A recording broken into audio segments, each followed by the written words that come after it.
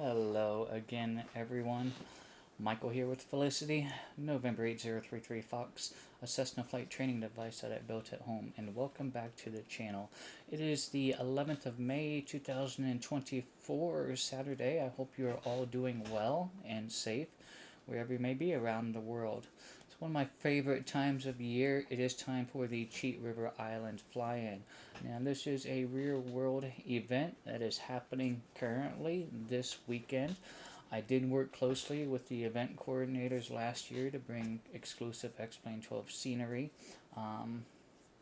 in for the fly-in, so that is available on the xplane.org website for download. And speaking of custom scenery, all the airports today that we'll be flying in and out of are all my design for X-Plane and X11 and 12. So, departure field is a small, very small grass strip in the middle of a cornfield. Freeman Swank Farms. Not many people have ever even heard of it. It is, however, one of only 3 recreational airfields here in the state of Ohio. And since our destination is also a recreational airfield, I figured it'd only be fitting to only use recreational airfields for today's flight. That is what we're going to do. Departing out of Freeman Swank, we're going to do a full stop at Noble County. That's India 10. That is one of the other, the second of the 3 here in Ohio. So for planning purposes, despite this is actually technically 2 separate flights from one airport to another, and then from Noble County to Cheat River, I'm going to do the weather briefing as we're just going direct because that same en route weather is what we're going to be facing on our stop at Noble County. So that's what we'll do for weather planning, despite technically 2 separate flights. I'm familiar with all the airports, but we are going to go ahead and touch base on all 3 of these real quick. Freeman Swank Farms has a field elevation of 1,071 feet. Runway length is about 3,000 feet long. It is grass, and it is mostly east-west with runway 13 and runway 31. It's not quite that, but that is technically that's how it's charted there. It is again privately owned, but yeah, everyone is welcome in and out of there. The only thing that they really ask is to leave the place in a better condition than you found it. But I think that's what we ask just about of every recreational aviator out there, is to leave the place better than you found it. Proceeding south, east here, we're gonna essentially go direct. There's not much terrain we're gonna have to avoid between here and Noble County, but Noble County is going to be our second, or technically our first full stop. It has a field elevation of 879 feet with a runway length of 3,800 feet long. And the common frequency is 122.8. From there, we'll proceed not quite due east, but more east than south, down to Cheat River Island. Cheat River has a very unique approach. It's kind of challenging. It's essentially one way in, kind of one way out type deal. I'm not going to spend a whole, well, actually, yeah, let's talk about our arrival field, because that is going to be important. So let me pull up some information on Cheat River as far as the procedures go, and then I will share my screen.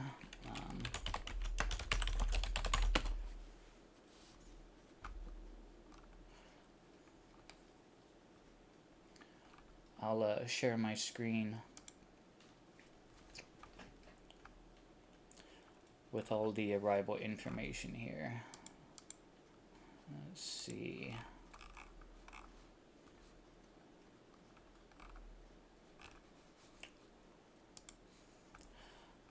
I just lost the link.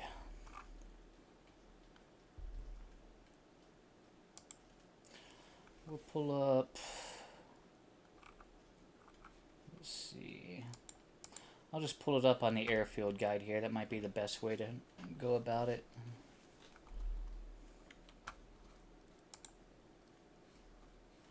Okay. So if I click here and then click here,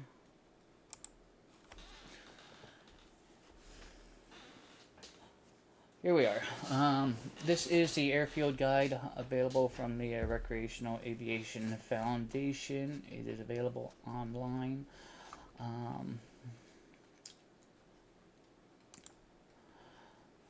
Here we are. Airport use. No landing on runway 16 or 36 and no departure on runway 18 or 34. Picnic table is available 1836. Zip lines and canoes are in the hangar should you suit something like that. Runways. Primary runway is 13 and 31 here. The longer of the, well, I guess technically 3 of them on the property. But on the day of the fly-in, you know, I don't know if this thing would stop zooming. On the day of the fly-in, only runway 13 and 31 is to be used. These other 2 runways are not to be used. They're for taxi purposes only. And then for approach, depending on how we're coming in from the northwest, so we're going to be coming in along the ridge here, and we're going to kind of make a left base to final to get in there. If we do have to go around, then we're going to make that left-hand crosswind and bring it on down. Now, if I do have to go around, I am going to extend my downwind quite a bit.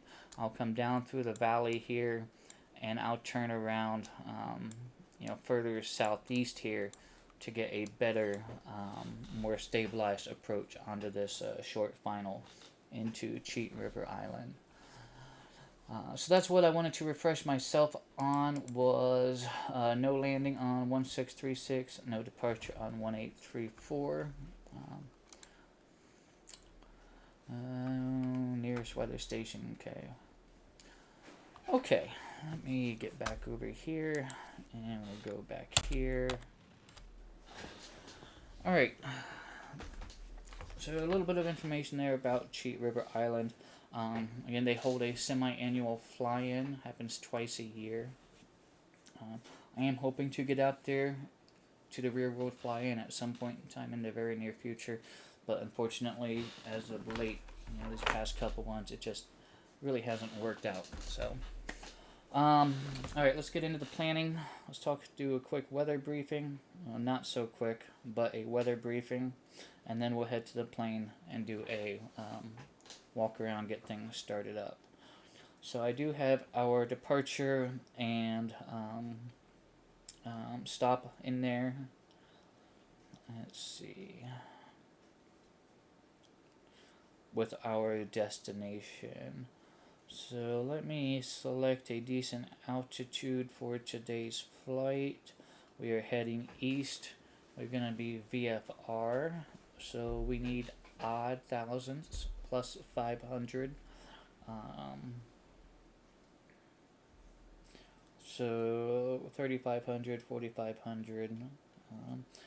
We do need to remember that we have some terrain to deal with as we get closer into the mountains there. WestJet, hello, welcome on in. Hope you are doing well, my friend. So let's go ahead and select 4,500 feet for our briefing. And make sure everything is up to date here. Okay, I'm going to send this over to a flight, and we will do a weather briefing on it. 155 nautical miles. Right now, ForeFlight is pulling all of the pertinent weather information for our flight. Do have a convective sigmet in the area. Could make things a little bit dicey. Icing. There was icing reported. Looks like 7,000, 9,000 feet. Topping out at 18,000. It's moderate icing. And that was, when was that? That was today. About an hour ago, actually, looks like. Turbulence, low level turbulence is generally even higher than we fly, but let's see what it says here. Moderate turbulence reported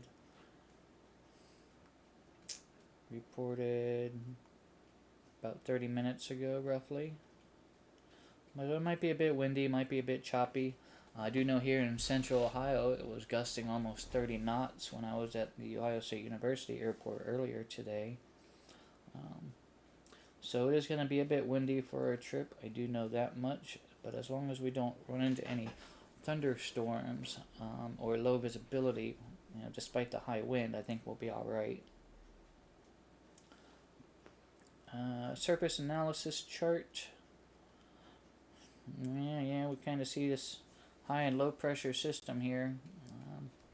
Your boy QB, hello, good evening, how are you?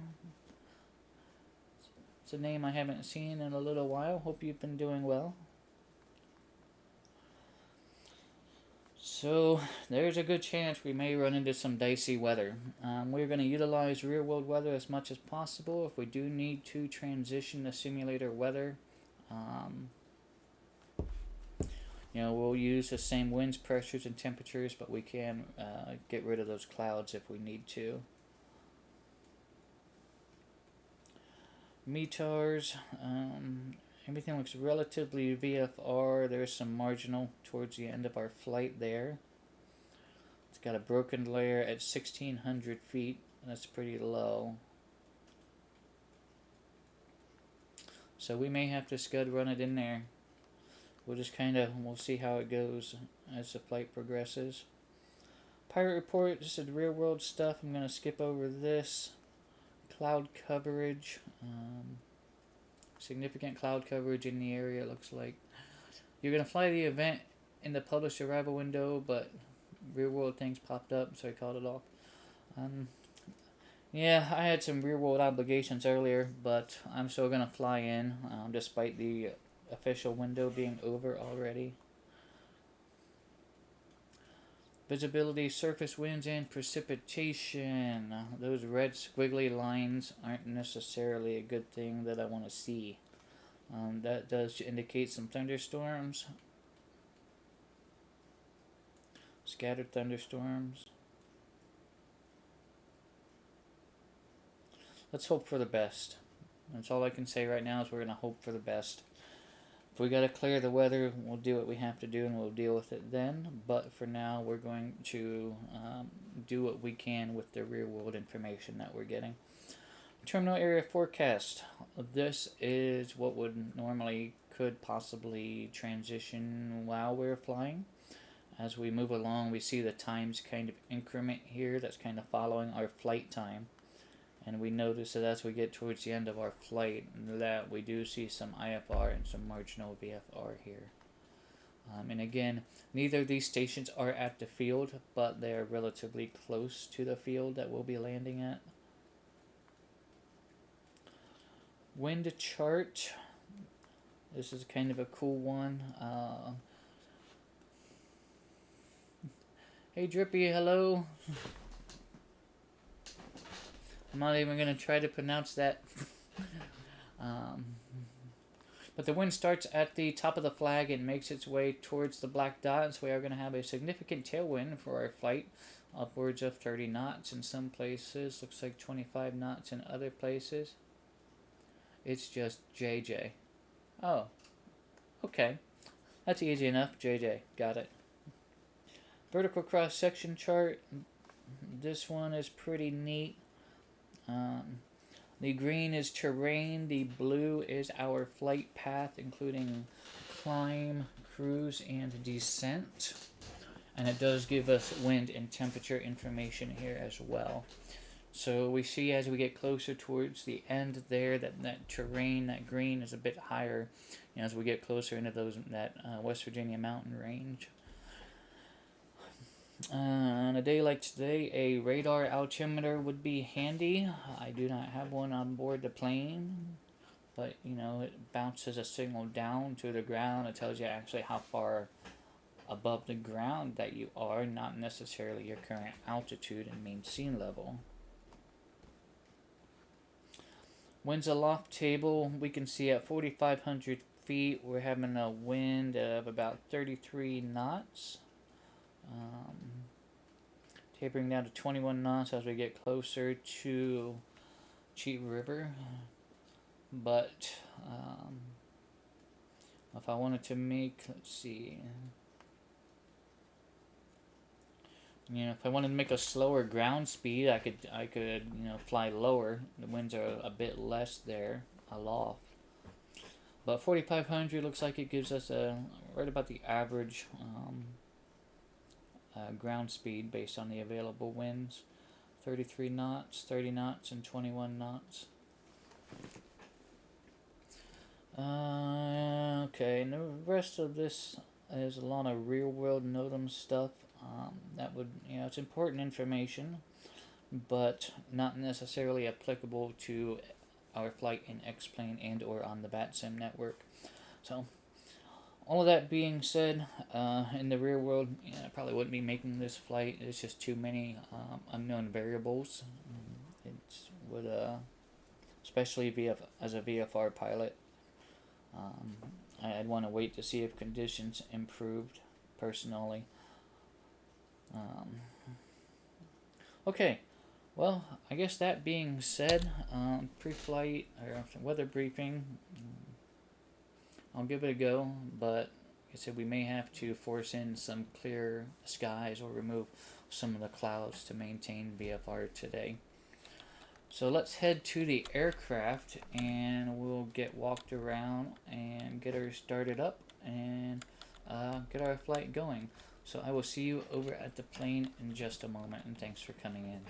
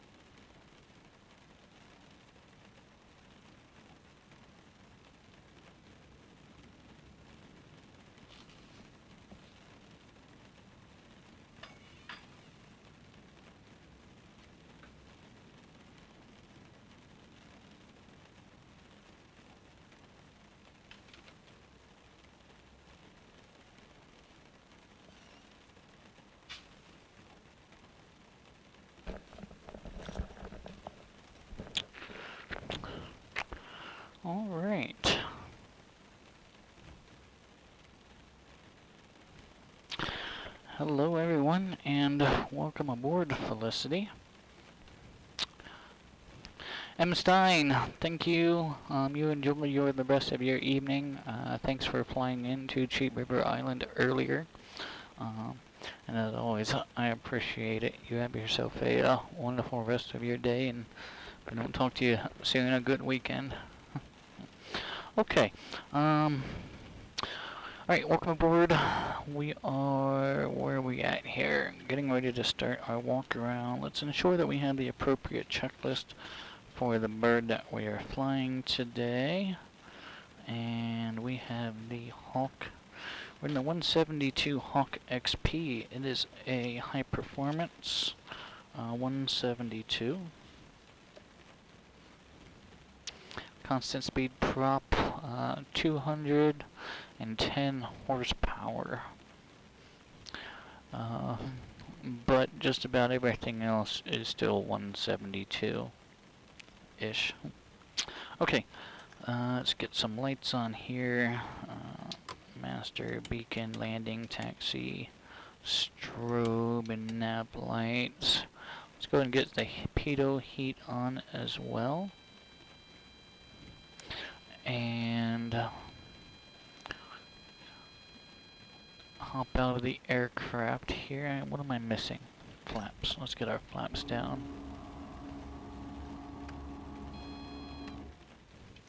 Okay, we'll start with our baggage door, make sure that is secure, and it is. We'll move it along and check our left rudder cable. That is nice and tight there. Our elevator and rudder are both free and correct. We have a beacon and anti-collision light working. It's kind of hard to see in the daytime, but they are both working there. Our right rudder cable is tight. We've ensured that we're not tied down in the back. BOR antennas are in place. Our right flap is tight here. Our right aileron is free and correct. Strobe is working on the left with the green light there. Right main looks good. Front strut looks good. Front main looks good. Exhaust is secure. Prop and spinner are both looking good. Cylinder heads sound alright. I don't hear any pitch changes. Running my finger across the fins, listening for a cracked cylinder. So everything sounds good there. Static source is free and clear. Our pitot tube is warm to the touch. We can get that load off. Stall horn, taxi light, and landing light are both working. We can get those loads off here. Got a strobe on the left with a red. Aileron is free and correct. So we can get nav and strobe lights off because they're both working. Our left flap is tight. Our left main looks good. And fuel caps are installed and streamlined. Let's have a seat back in the plane and get our master off. One thing I do need to do real quick is we need to go ahead and fill up our fuel tanks.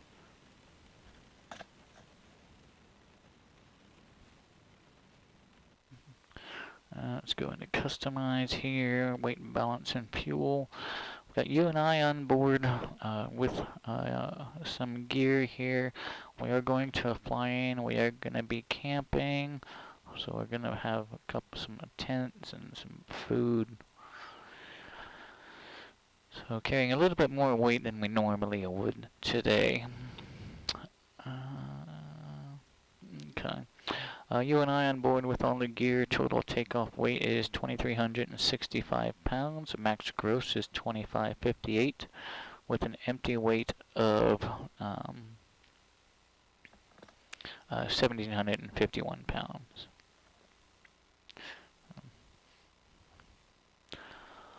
We go ahead and fill up our fuel tanks. Total flight time gives us just under 6 hours. Just shy of max gross with full fuel would be 2,540 pounds. So let's roll with just shy of max gross. I'd rather have too much fuel than not enough.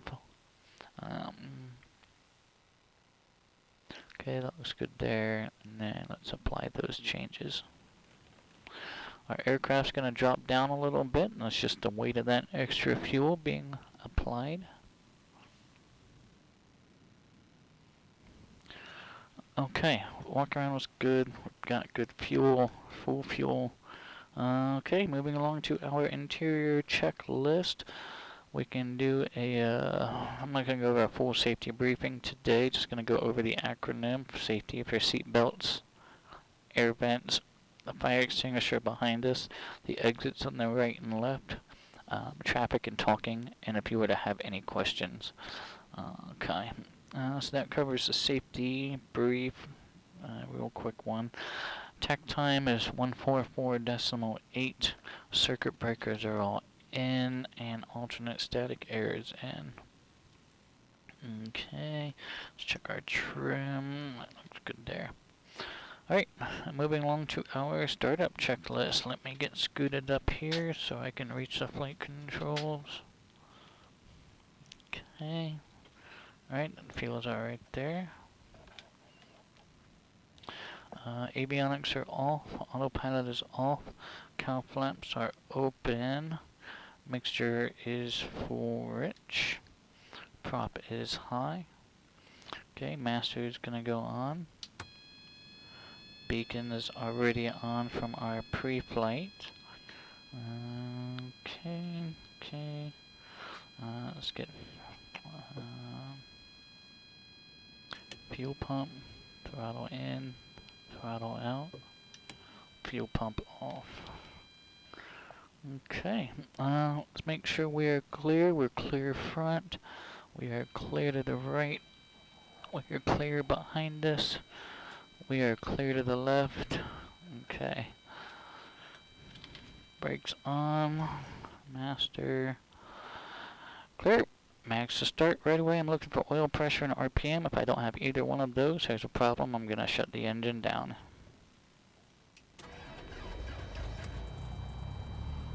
Okay, engine RPM is there. Oil pressure is in the green there. Okay.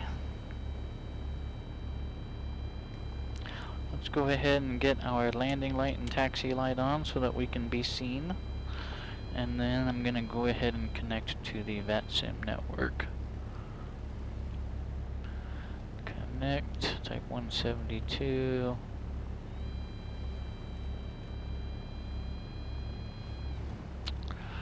Alright.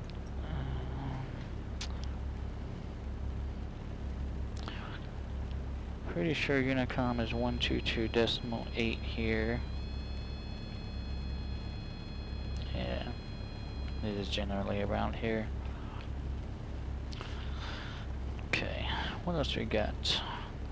Alright, startup checklist is complete. So we'll move right along to our pre-taxi and taxi checklist. Seat belts, let me go ahead and get that on here.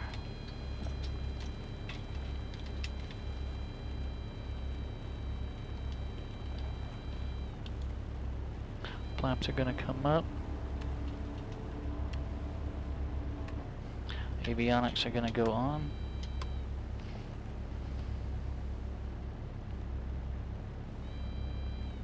Let's get our transponder on in altimeter mode. 650 is alive, the 430 is alive, the G5s are alive. Okay, ATIS, there's no local reporting station here. We're not going to be able to get the closest reporting station. Those radios require line of sight, and we just don't have any with yeah, we just can't grab an ATIS here. But we did a weather briefing. We do know that the winds are coming out of the west. So runway 31 is what we're going to be using.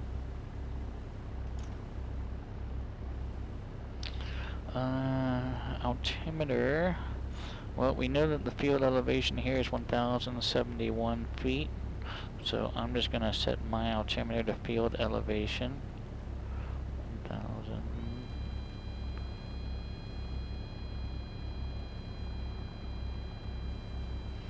right around 2972-ish. Let's just see, what is it close? 2976. Okay, so yeah, I'd say it's relatively good.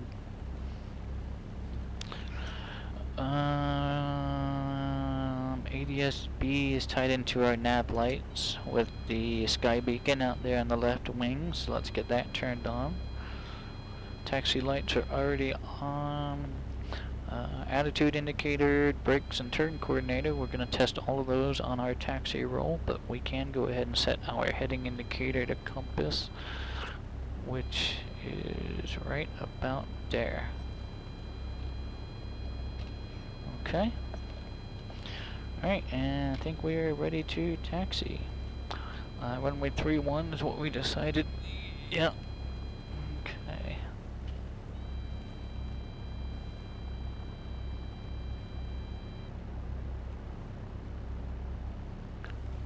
Parking brake off.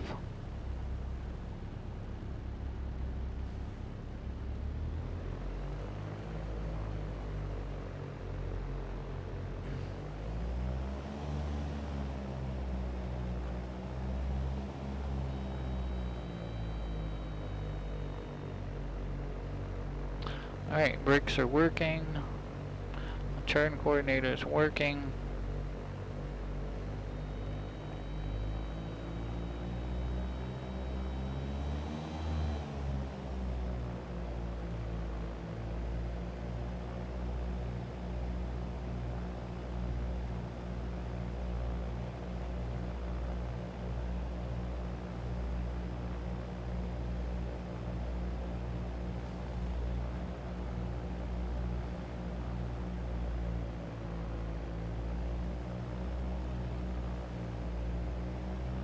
Approaching runway 31. Entered runway 31. 3,000 feet remaining. Step over here real quick and do a run up. Right, we are facing in the wind. Run up checklist. Brakes are on. Fuel is on both. Trim is set for takeoff. Flight controls. We're down on the right, up on the left, down on the left, up on the right. Elevator and rudder are both working. Okay. Mixture's in for best power. Brakes are on. Let's get 1800 RPM.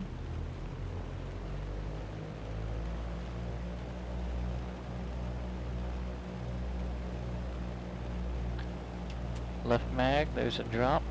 Let's get back to both. Right mag, there's a drop. Let's get back to both. Let's go ahead and cycle the prop. 1. Manifold pressure rose, oil pressure dropped. Oil is moving to the governor. 2.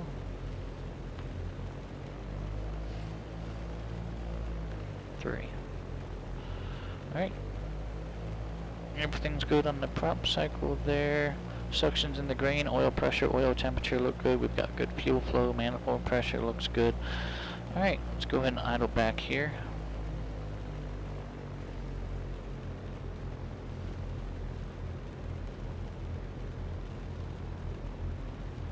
I'm going to put India 10 into the 650.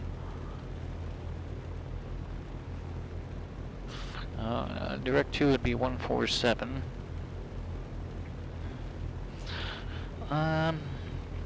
Okay. Alright, run-up checklist is complete. I think we're ready to go.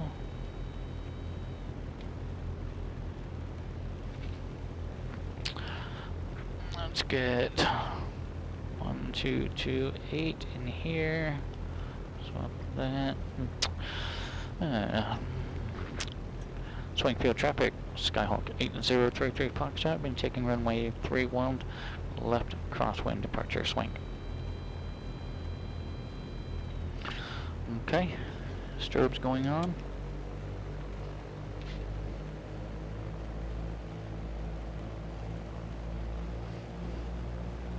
Alright, lining up on the runway.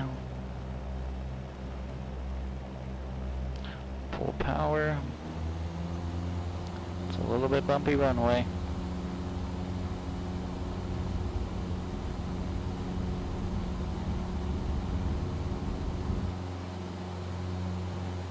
Airspeed alive.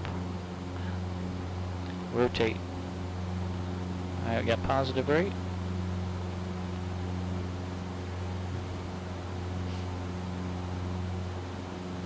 Alright, we are clear obstacle.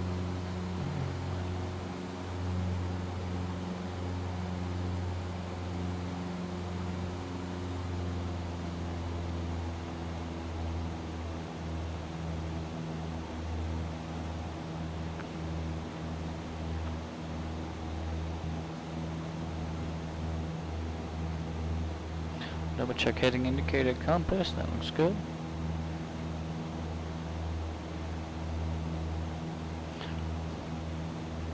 About 800 feet AGL, we'll go ahead and make a crosswind.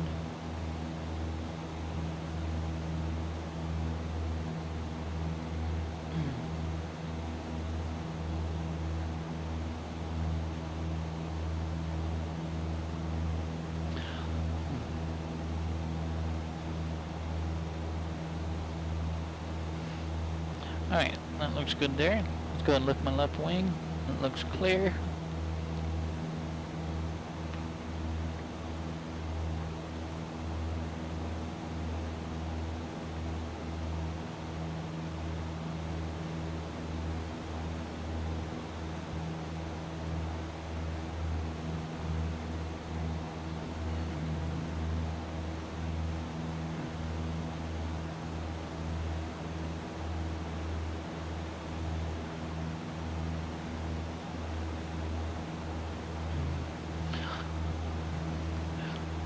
Swing traffic, Sky Gazer 33 Foxtrot, left crosswind 31 swing.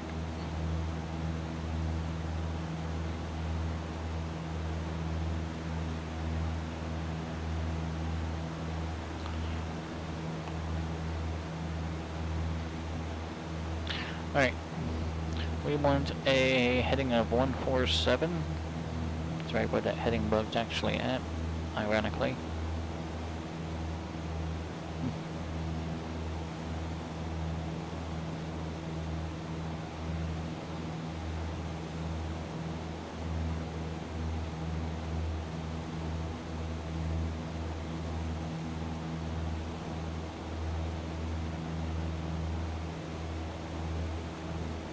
Wonder if we have any VATSIM ATC online currently. Well, there's quite a bit online, looks like, actually, currently.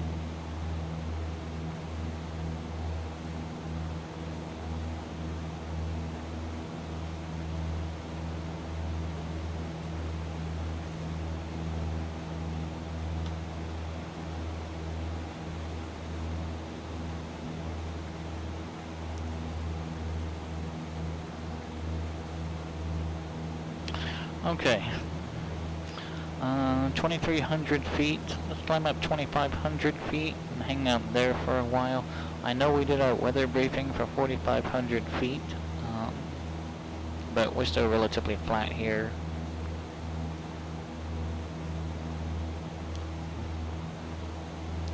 So we'll stay 2,500 feet for now.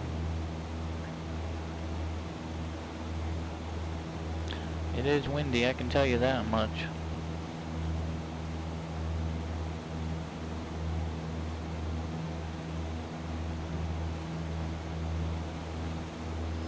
Alright, in our cruise checklist, throttle, prop, mixture, cow flaps, instruments.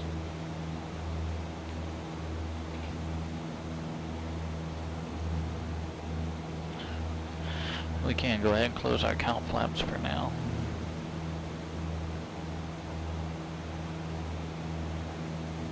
Naturally aspirated engines, we want to keep our manifold pressure below our prop RPM.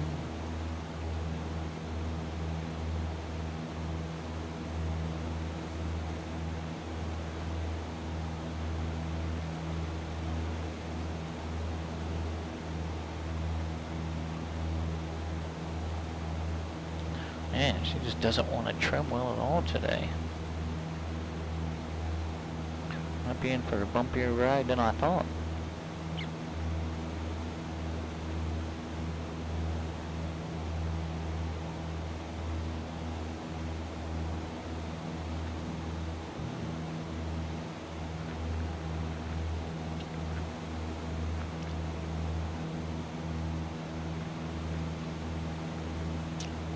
I do want to thank everyone for coming in and hanging out with me for a little bit today. I do hope your Saturday has gone well thus far.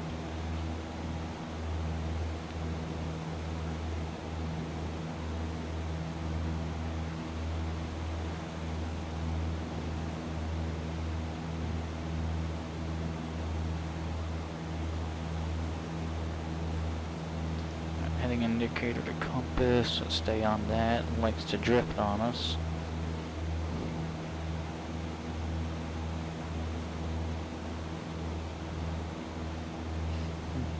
"57 nautical miles till we get to Noble County, which gives us runways sort of northeast, southwest. Runway 23, runway 05. So it'll most likely be runway 23 for landing.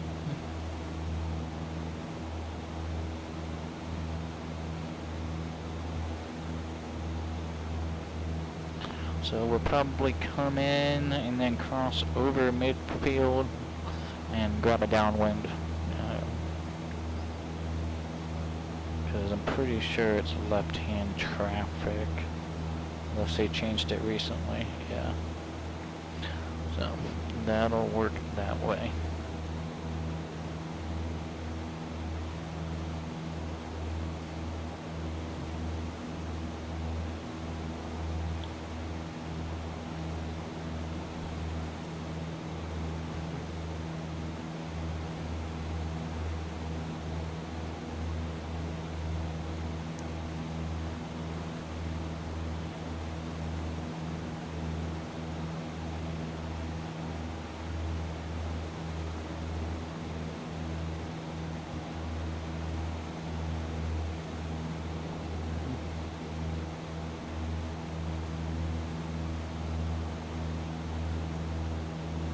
Cleveland Center, Cleveland Center.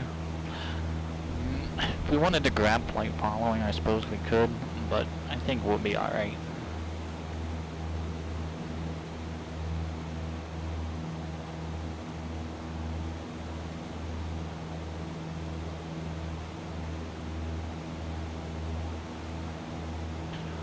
So I'm gonna have to put in a more heavier crab than I thought in order to maintain this heading with these winds. Holy crap.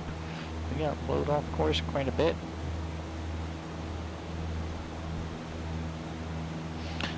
The winds were coming out of that west area pretty significantly, so I'll put some more crab into the west. Hopefully we'll maintain this track a bit better.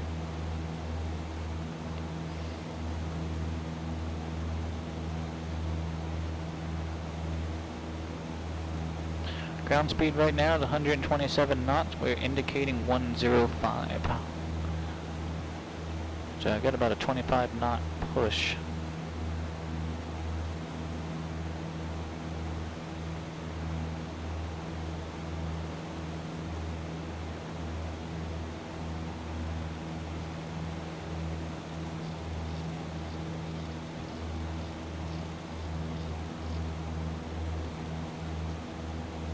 Traffic 200, turning 45 down 119, traffic.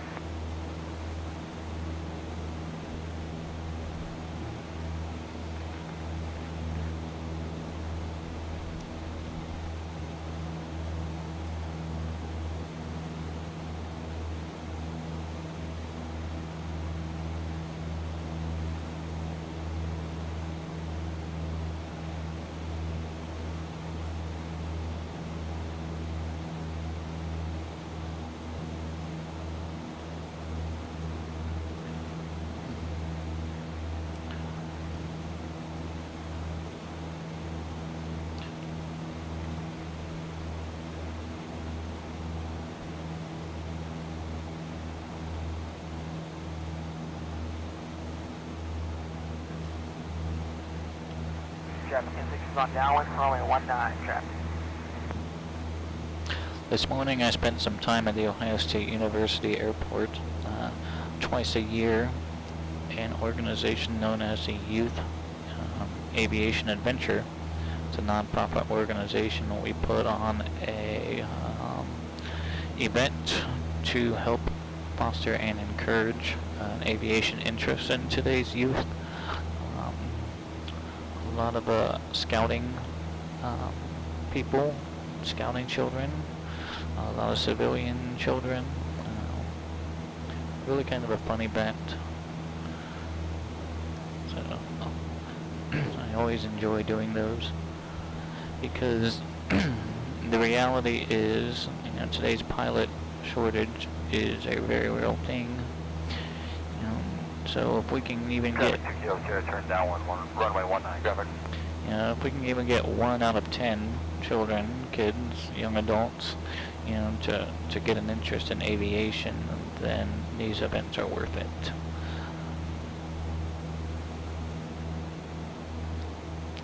And it was gusty at the airport this morning, believe you me. Out there on the tarmac, it's gusting 30 knots. One of the things that we do is show kids we show kids pre-flight operations, which normally we do them outside, but we had to bring the Cessna Cardinal into the hangar today because of the rain and the wind. But it cleared up by 11 o'clock and ended up turning out to be a relatively decent day despite the wind. Traffic 2 Kilo Sierra, final runway 197.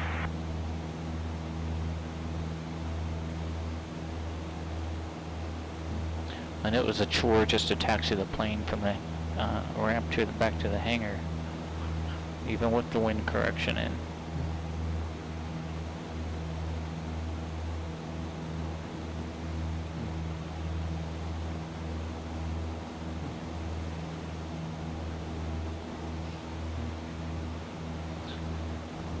So if you just joined us recently, we are en route to Cheat River Island, 56, West Virginia. Whiskey Victor 56 is the identifier. It's a relatively new identifier. I just got it last year before it wasn't even charted. Using custom scenery that I developed with the real world event coordinators. Gave me a lot of input on it. Rouse House evening, hello. Welcome in. We're en route to Cheat River Island. Were you able to fly the event earlier, Rouse House? I didn't get a chance to check out the attendance yet.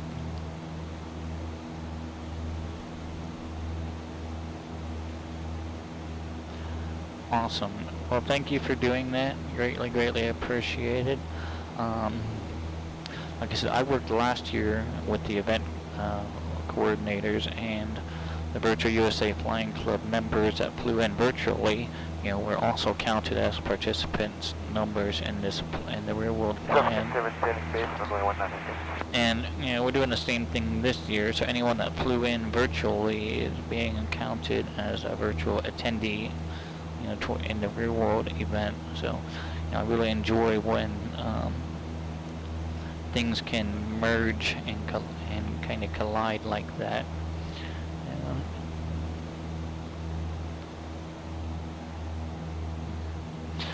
Well, they very well might post it, our virtual attendance on their webpage as well.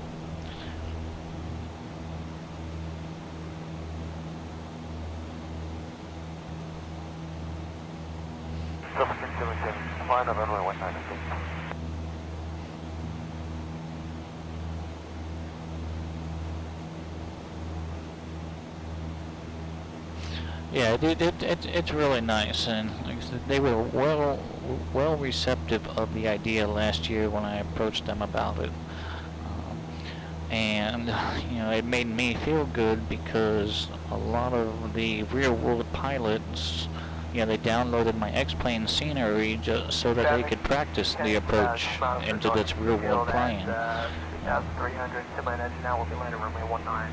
Everyone's coming in the corridor, please spot.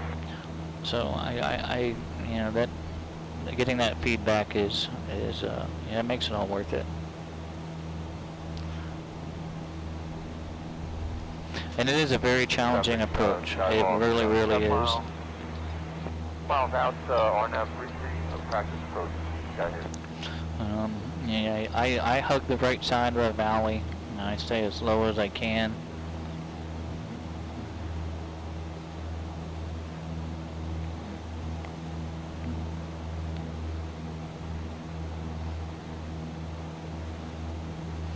Okay, we are 38 nautical miles away from our first stop.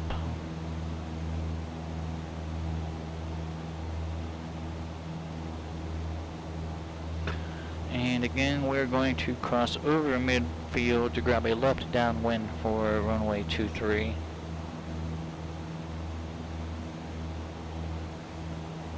Scotty Bob, hello my friend. Thank you so much. Hope you are doing well. Rocket's right base for 7. We're heading to Cheat River Island with a quick stop at Noble County. 3 of our airfields today are all recreational airfields. Rocket's turning final 7.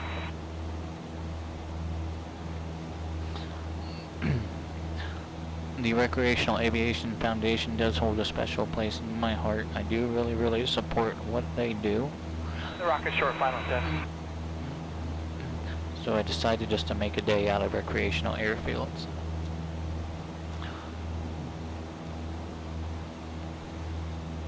Traffic, Trinidad 341 Tango Bravo coming up on midfield out of the southeast for a left downwind for runway 7.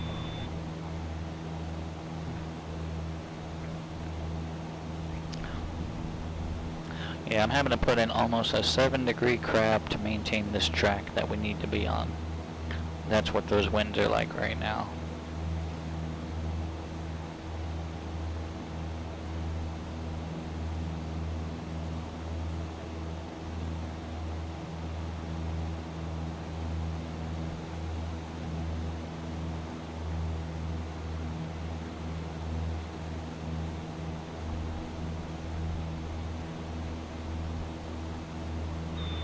Traffic, Trinidad 341 Tango Bravo turning left downwind for runway 7.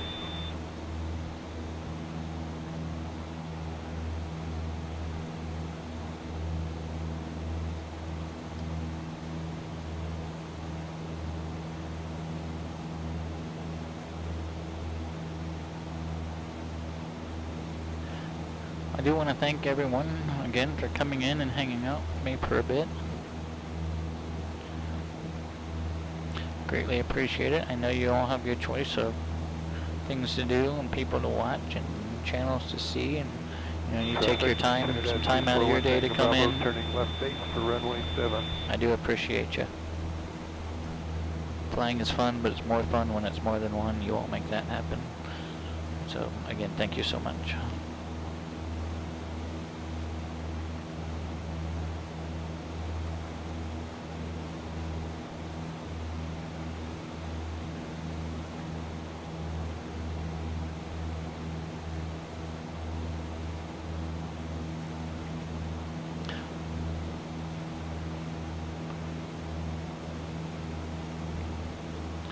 Ground speed right now is 130 knots, indicating 115. Traffic, Trinidad 341 Tango Bravo turning final runway 7.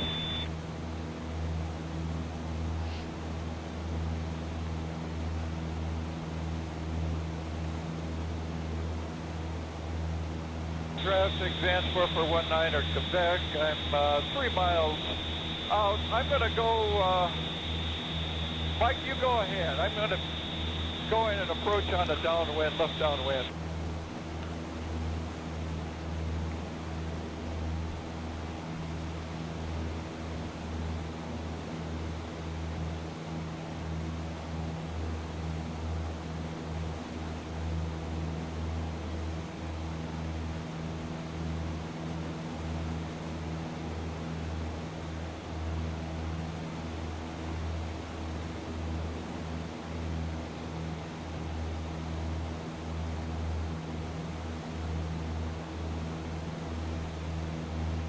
So far so good on the weather.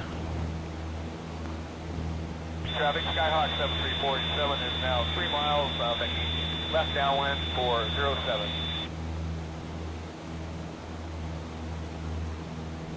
– 29 miles out from Noble County, our first stop. That field elevation there was 880 feet. A couple hundred feet lower than the field we departed out of.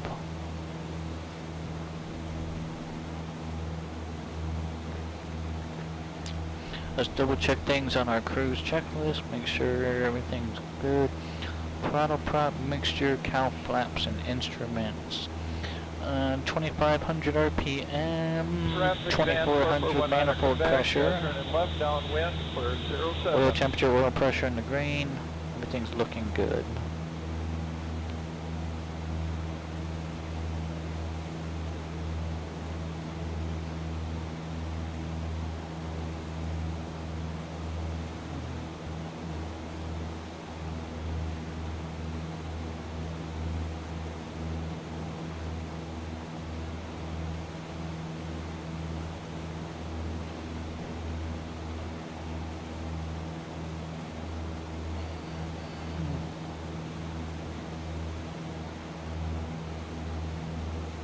Traffic Skylane 264 Golf, 10 miles southeast, landing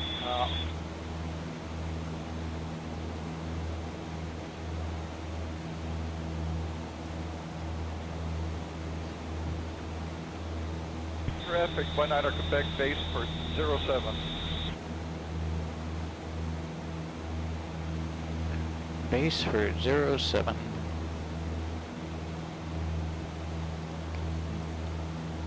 Nothing like landing or landing with the wind. Traffic, 19 Quebec final 07.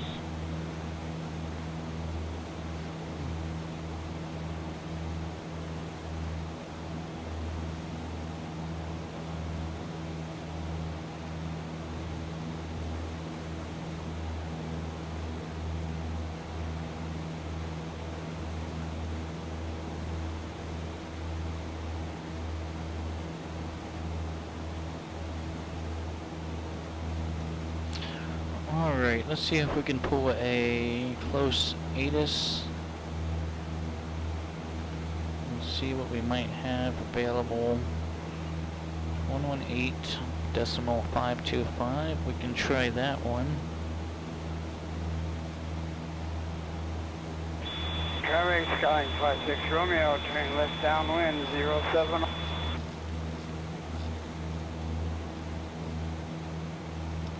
7,800, scattered at 16,500, temperature 16, dew point 6, altimeter 2968.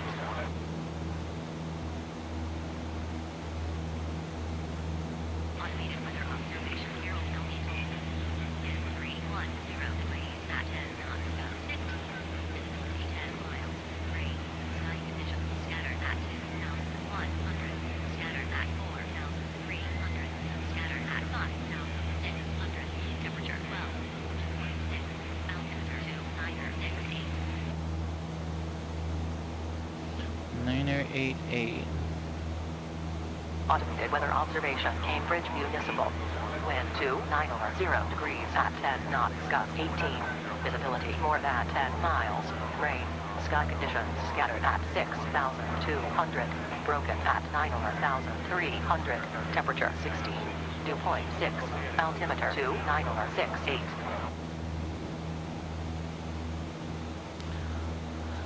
Streams always cheer you up. Weather Oh, observation, it makes me feel Cambridge good. Municipal.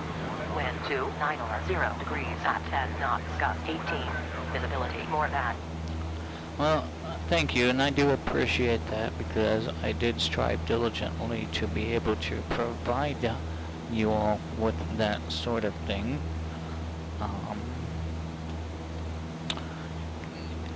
Yeah, I mean, I don't think, I mean, that's very, very kind. Any response I make now might diminish the sentiment, so I do greatly appreciate that, Scotty Bob. I've always had a passion for flying, aviation in general.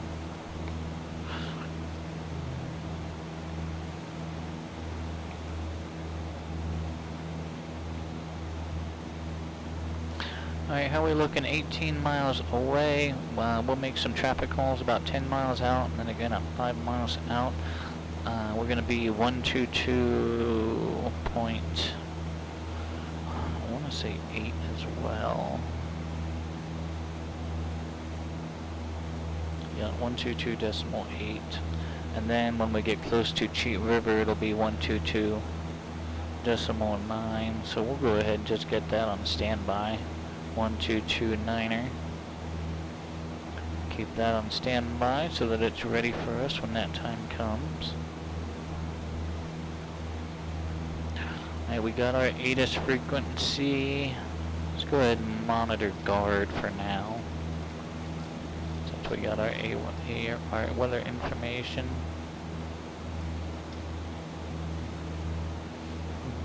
That's something that I don't do in the real world as often as I probably should, and I fully admit to that, is monitoring guard frequency,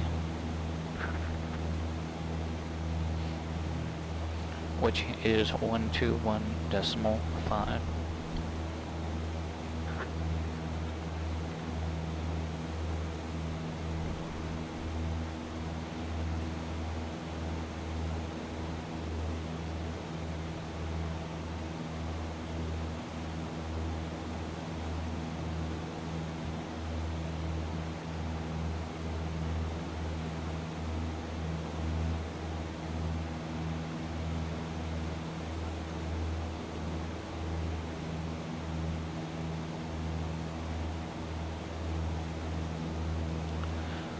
15 nautical miles away, 2,500 feet. Let's double check heading indicator to compass. That still looks good there. The suction in green, oil pressure, oil temperature, everything's looking good.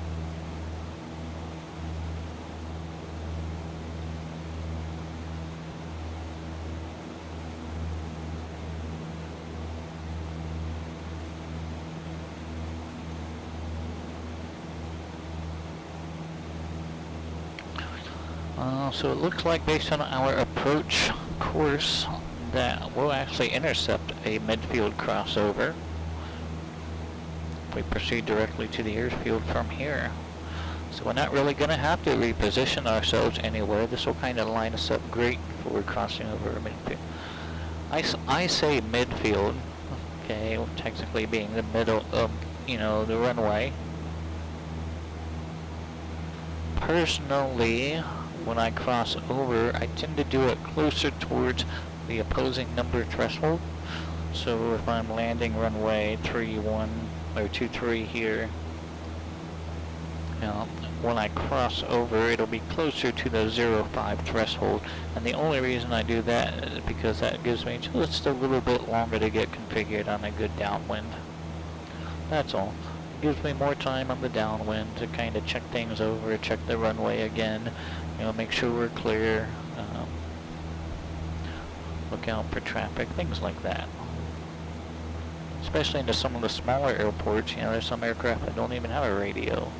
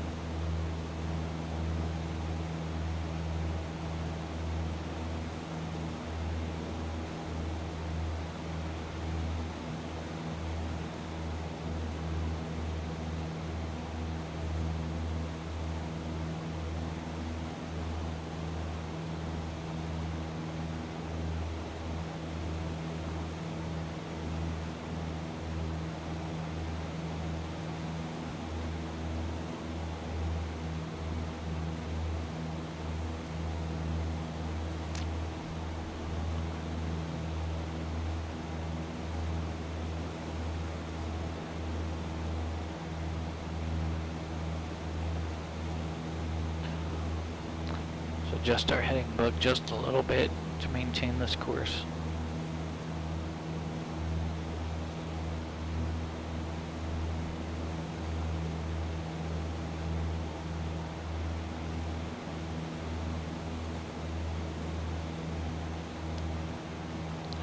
Noble County traffic, Skyhawk 8033 Foxtrot is 8 miles northwest of the field. I'm going to cross over midfield, grab left downwind, runway 23, full stop, Noble.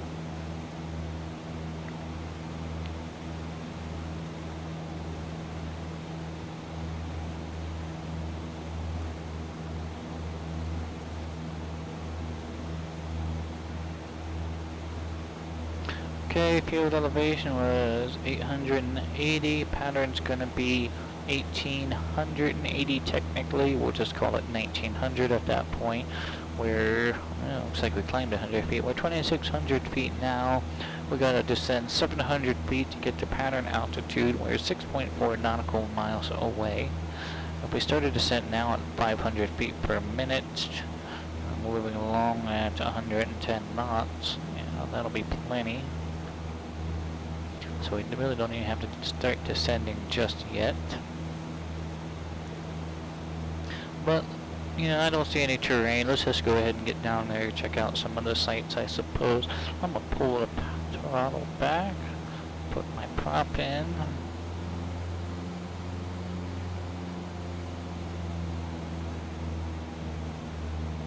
And we're just going to kind of trim for this descent here. Noble County, Skyhawk 8033 Foxtrot, 5 miles northwest. Gonna cross midfield, left downwind, 23, full stop, Noble.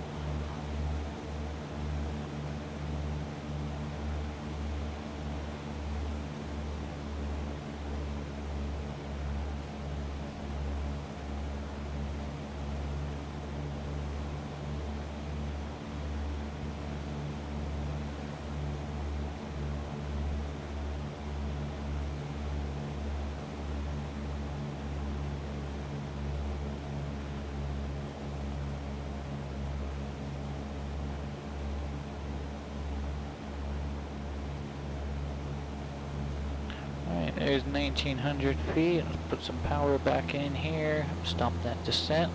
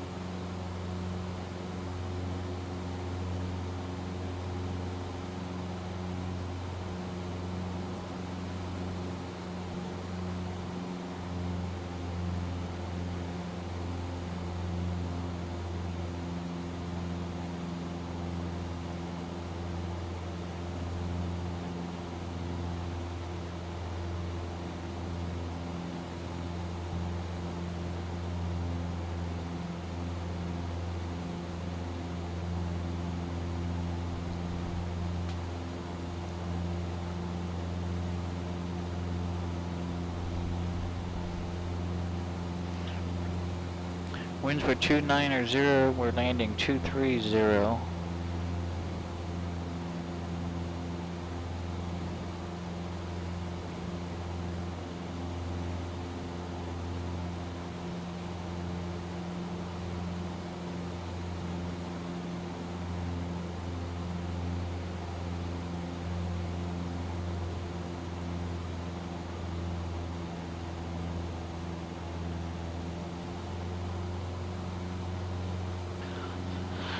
Honestly, WestJet, it's pretty. I still haven't hardly used it as much as I know it's capable of, but I do enjoy it. Alright, here's a runaway. Noble County, Skyhawk 8033 Foxtrot is crossing over midfield to grab a left downwind, runway 23, Noble.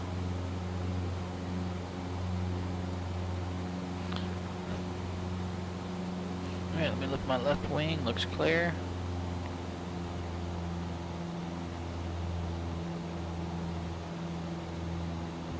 Looking out for traffic here, everything's looking clear.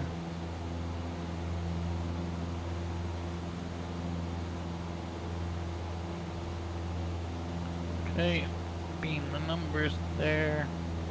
Noble County, Skyhawk 8033 Foxtrot, left base 23, full stop, Noble.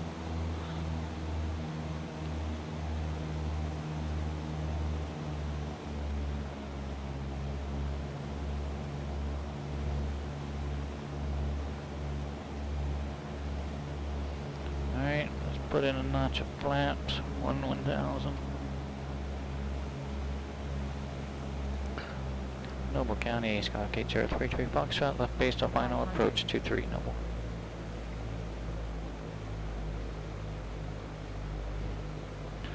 That wind pushing us.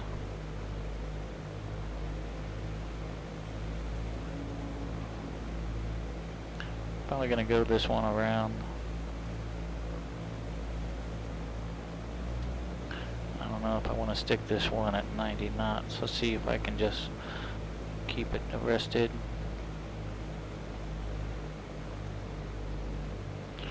We're floating too much. I don't like it. We're gonna go around. Noble County, Skyhawk 8033 Foxtrot going around Noble. We got some flaps in, so it wants to push up as soon as we put that power in.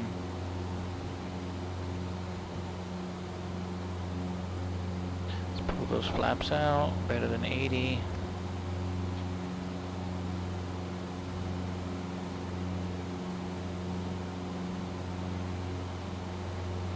Field elevation was 890 feet. Let's add 500, then we'll make a crosswind.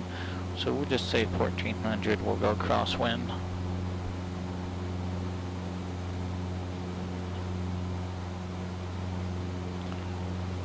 Lift my left wing, looks clear.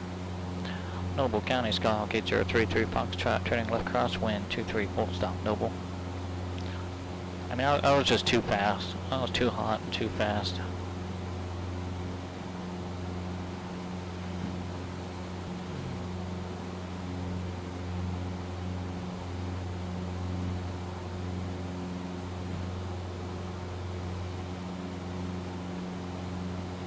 Noble County, Skyhawk 8033 Foxtrot, turning left downwind, 23, full stop, Noble.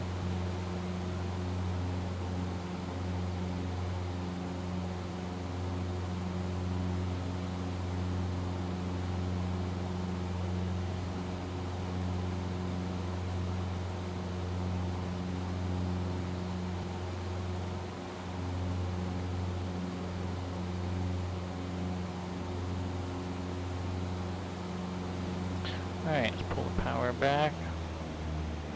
Get the cow flaps open. Get flaps 10, 1000.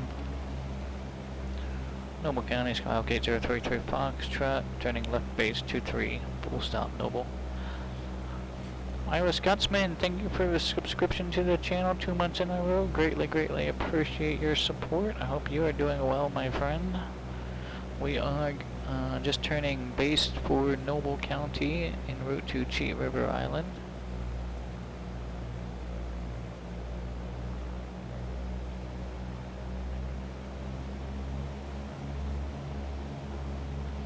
Flaps 2.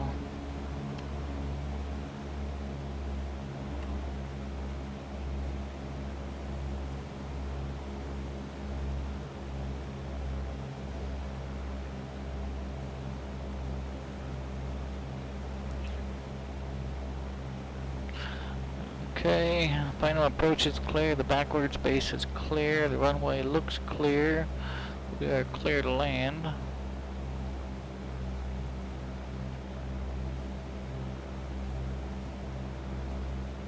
Noble County, Skyhawk 8033 Foxtrot, left base to final approach 23, full stop, Noble. We do have that displaced threshold there, not a problem.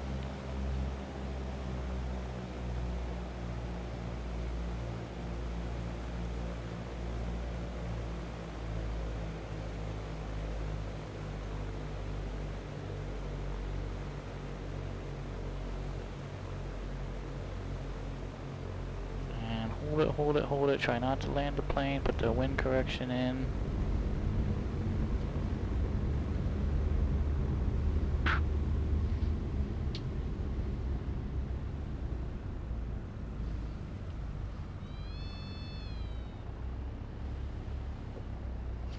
Alright. I want to cruise around, just take a quick look. You know, I developed this airport. I just haven't really seen it yet in X-Plane 12. Really. I just want to make sure nothing needs overly updated. Looks good there. Okay. Because a lot of exclusion zones went away between X-Plane 11 and X-Plane 12. So I just want to make sure that everything looks alright, and it does.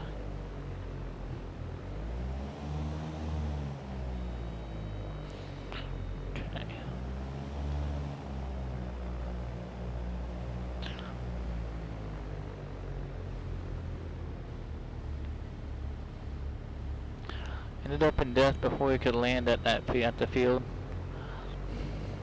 Yeah, it's with today's weather, I'm sure it was a challenge. Okay, let's get flaps up for now, strobes off for now. Set this parking brake. Lean out just a little bit here on the ground. I'm going to step out, take a quick couple minute break. I'm going to leave the engine running. You've got the airplane. Parking brake is set. And I'm going to walk out towards the... I'm going to step backwards. I'm not going to walk towards the pointy and spinny thingy in the front. In the wrong type of aircraft too. That could sometimes do it. I think a couple people were flying in twins today, and I was just thinking to myself, man, those might be a little bit too quick, but they managed. Okay, I'll be right back.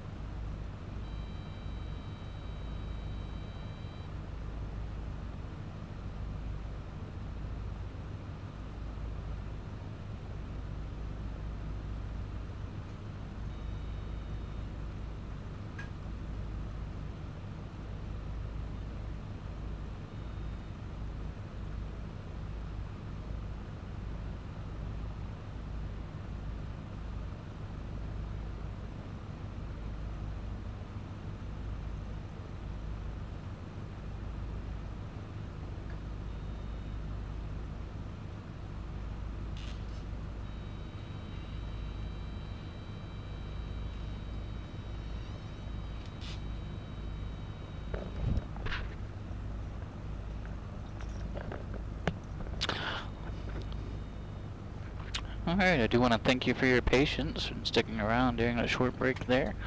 We are on the ramp here at Noble County, Wolf Run. India 10 is the FAA identifier.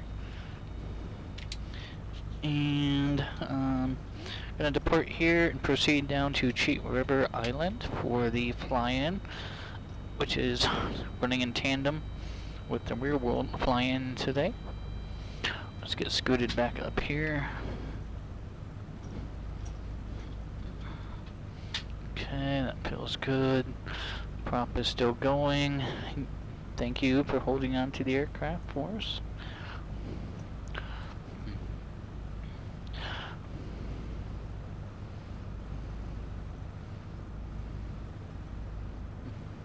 Well, you attended, and that's what counts. That's what counts. I mean, that's as one of the admin for the Virtual USA Flying Club. That's one of the best ways that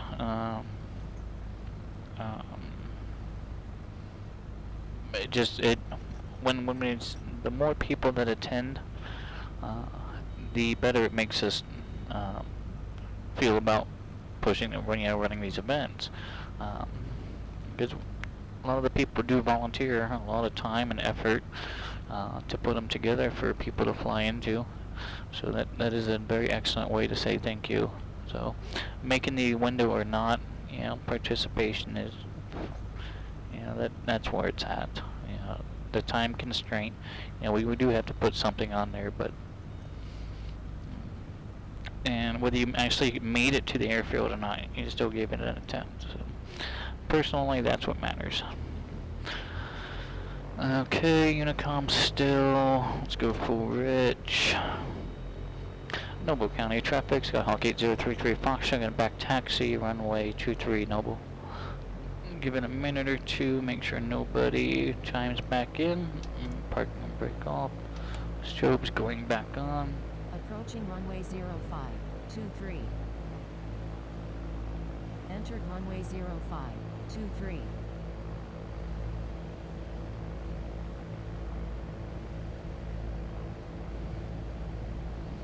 Alright, the wind's coming from our left rear, so let's put some wind correction in.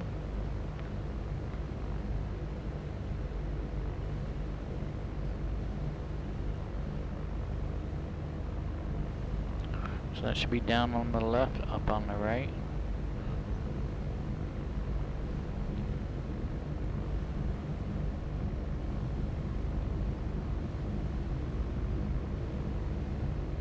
Again, we've got this displaced threshold here. We can use it for takeoff and taxi, we just can't use it for landing.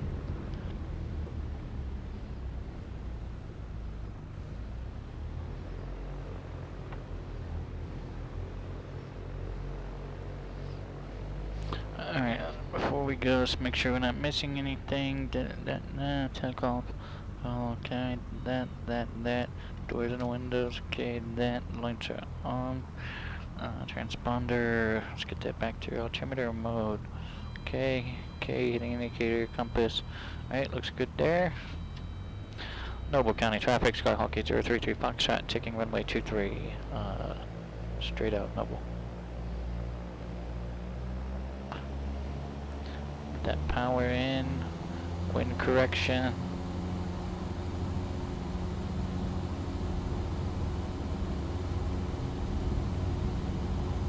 Airspeed's coming alive. Let's go neutral.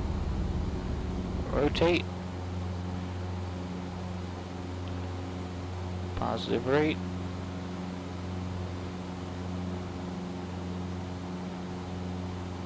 Let's climb out about 80.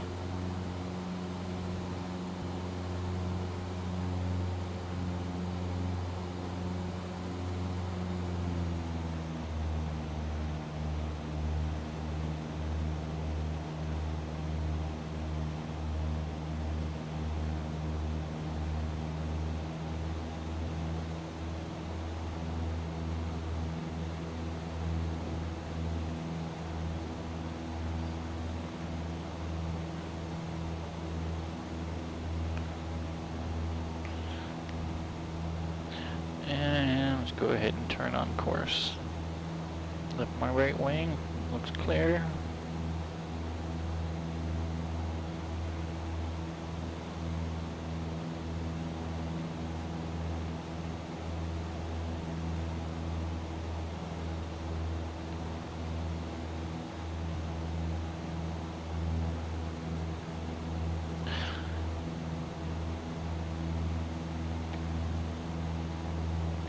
Yes, we are doing a right hand 270 as opposed to a left hand 90 to get on course.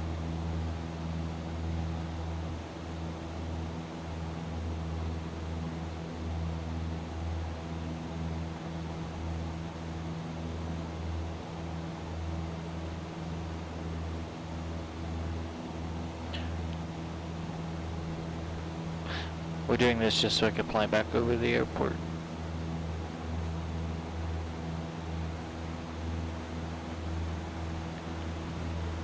When I did this airport last, the OSM data up around here wasn't updated, so this lake here was actually dry.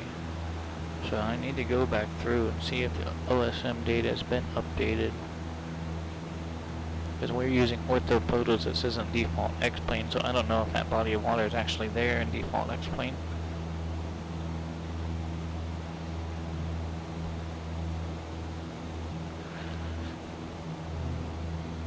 I just don't know enough about editing OSM data to upload any changes I make. The changes I make are solely for the purpose of using an ortho for XP.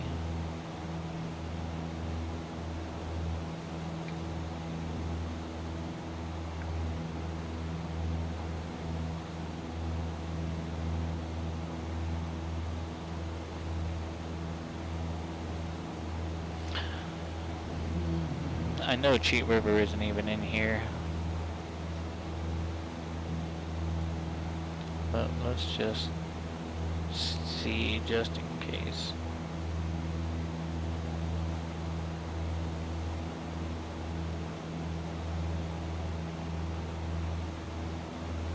Negative. I didn't think so.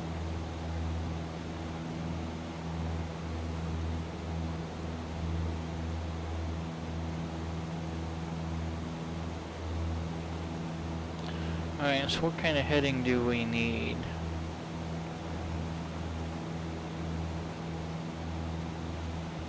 Heading of 113.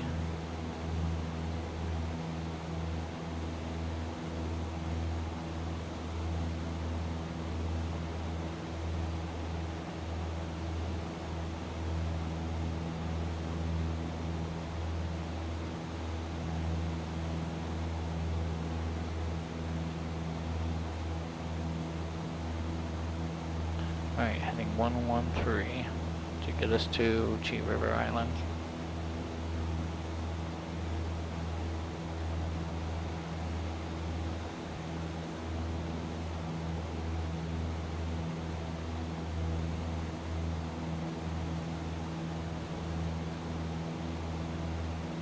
Trying to see if there's any VORs along the way that I could try and tune into.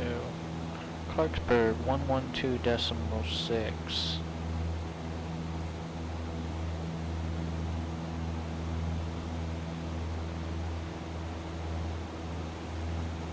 C 1126. Enter.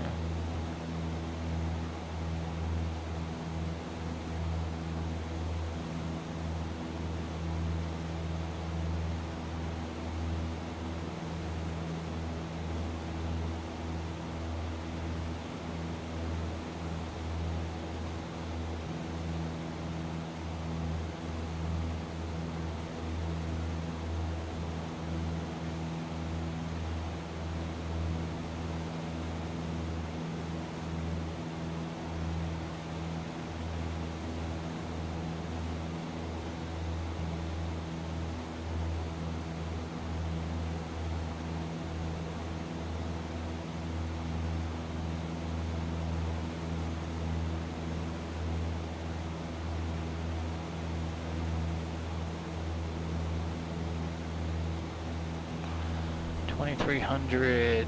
Let's get back up to 2,500. We're on our heading that we need. Let's get up to altitude. Let's hang out at 2500 for as long as we can. I do know that we're gonna have to climb higher. But as long as we stay lower, we stay out of those, fluffy things that are on top of us. The longer we can stay out of that fluffy thing that's on top of us, then the better off we'll be.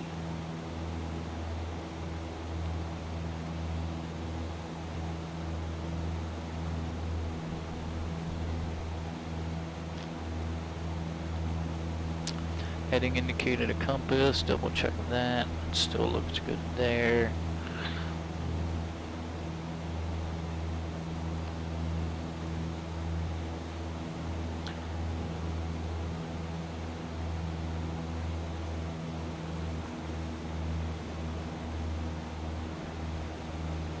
"61 miles to the Clarksburg VOR. So it's probably 80 miles or so till I get to Cheat River. 92 miles according to ForeFlight right now. And that's if we go in a straight line.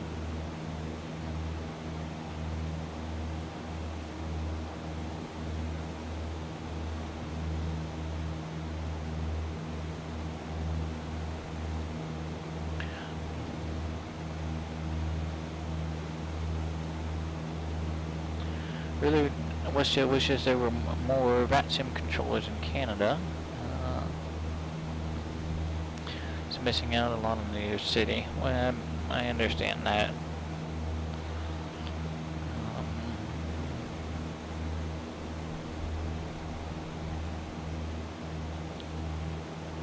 And with you learning to fly, I'm sure that would even be a greater benefit to video to, practice some radio skills.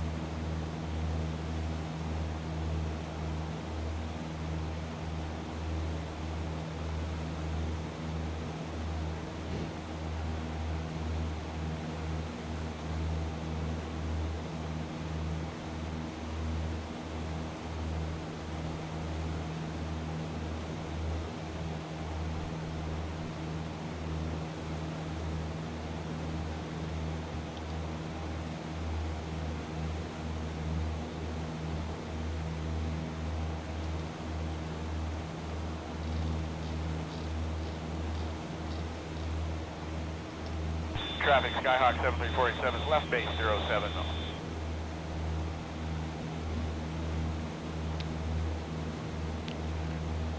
The background audio that you're hearing is X-Chatter.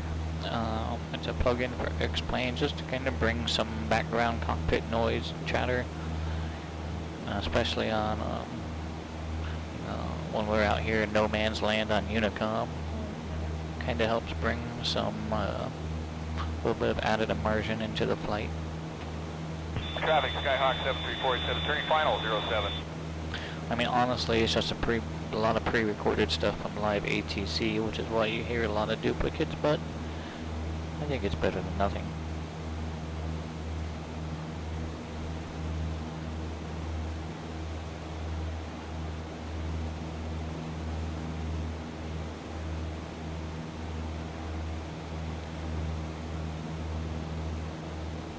Okay, situational awareness, oil pressure, oil temperature both look good. We are charging, suction looks good. Cylinder head temperature looks good. Manifold pressure is 2400, 24, and prop RPM is 2500. 28556 Romeo. I'm number 2, but we're way out in the pastures.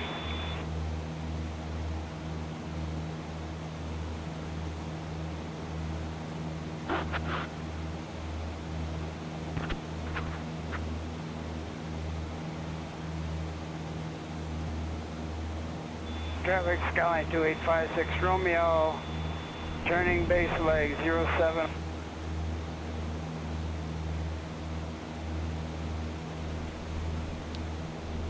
get our cow flaps closed while we're in cruise here. I forgot to do that earlier. What else we gotta do here on our cruise checklist?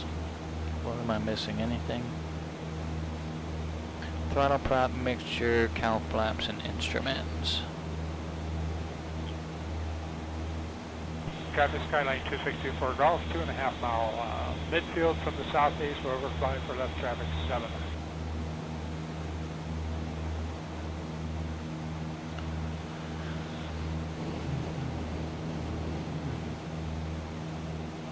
Is Springbank the name of the airport?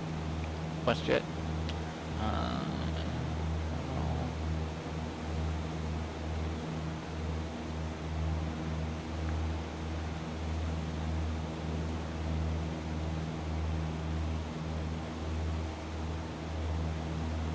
Okay. So in the United States, you won't find anything like that at a controlled or an uncontrolled airport like any of the ones we're going today. But like the airport that I was at this morning. Traffic Skyline 264 Golf overhead for left down entry to 7, full stop. There is a ground. There's an OSU ground, Ohio State ground. There's an Ohio State tower, not an inner tower or an outer tower, but there is a tower. I think sometimes in the United States, especially with parallel runways, one runway might have one tower frequency and the other runway might be assigned another tower frequency. But as far as two separate control towers, I don't know. And maybe that's what inner and outer tower is referring to in your situation, is just two separate tower frequencies, but one physical building. Terminal would be the equivalent of approach controller, I believe, here in the United States, approach or departure controller, which we would find just outside of the tower environment. Radio, we do have, a Cleveland radio. There is different radio frequencies, so that may be very similar. And practice area frequency is probably going to be something airport specific.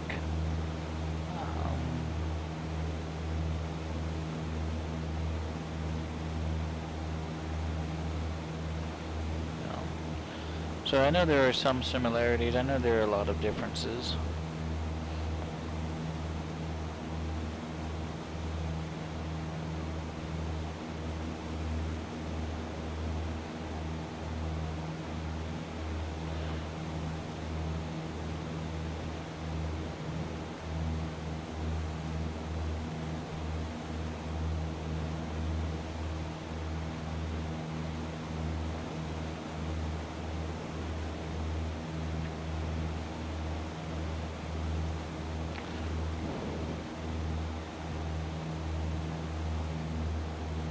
Traffic, RV7 crossing over the departure end of runway 7 for the downwind.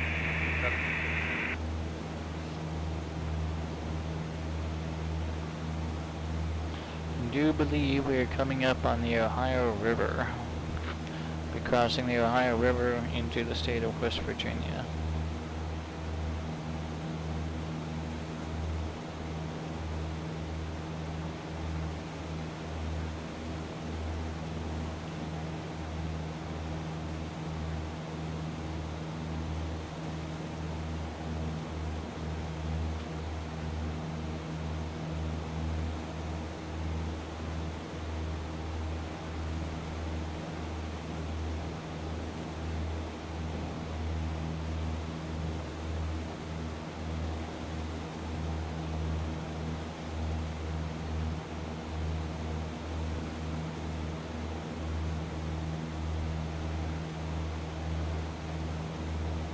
Traffic, RV7, midfield, downwind, runway 7.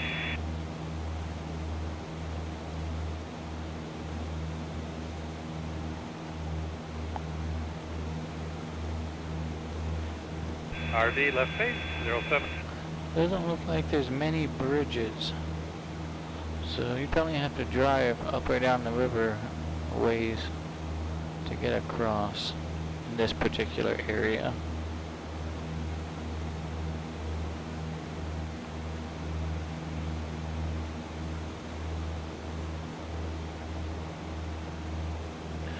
In real life, I'm playing a 172 Foxtrot. It's a bit older model than the November models.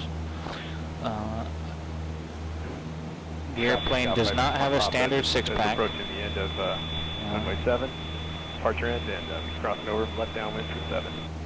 The airplane does not have detented flaps, and it has 40 degrees of continuous flaps, which is how I have my simulator set up. You know, this is a continuous flap switch that I use.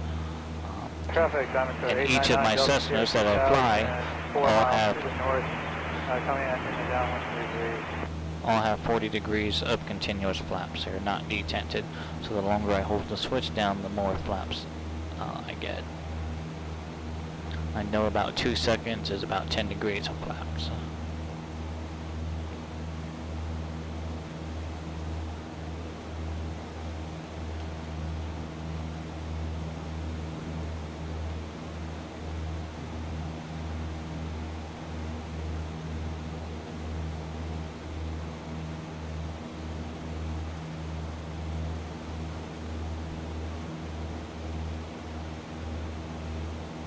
Traffic, Diamond 405 Mike Alpha, departing runway 6 for the south.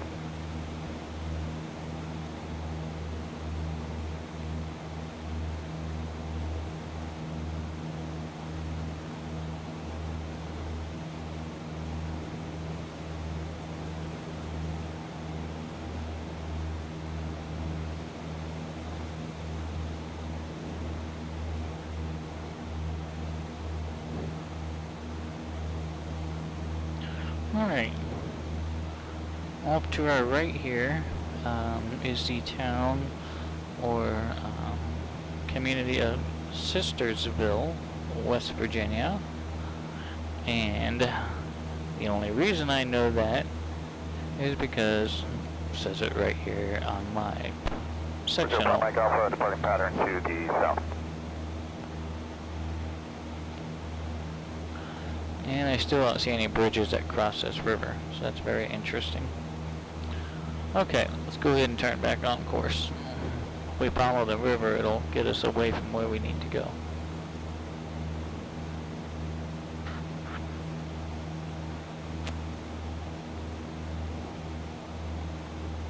Skylane 182 Victor, departing runway 24.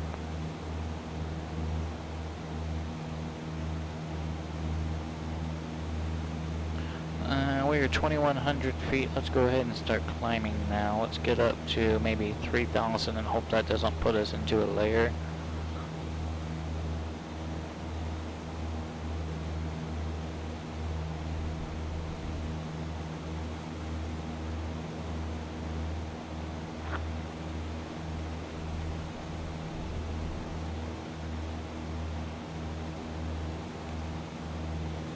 Skylane 182 Victor, departing pattern to the south. Double check heading indicator to compass, make sure that looks good.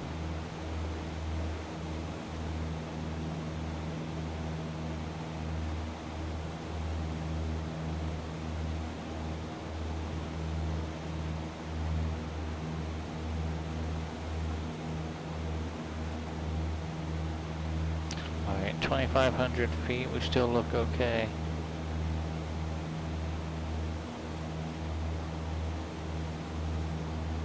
Traffic, Cessna 776, clear runway, taxiing to the fuel pump.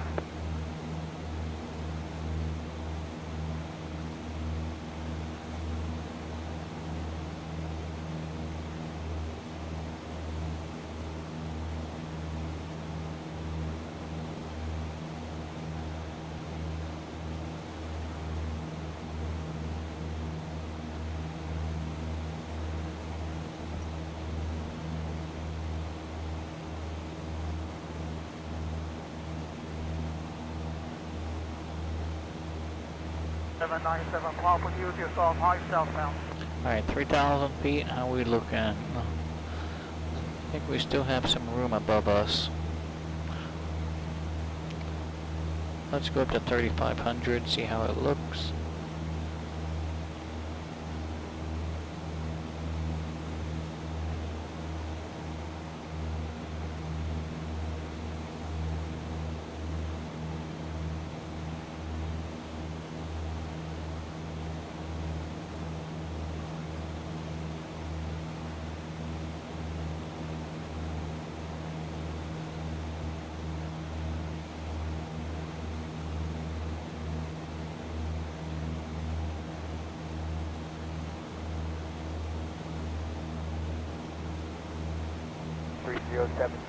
Crossing runway 24 midfield. Okay, let's hang out here, 3,500 for now.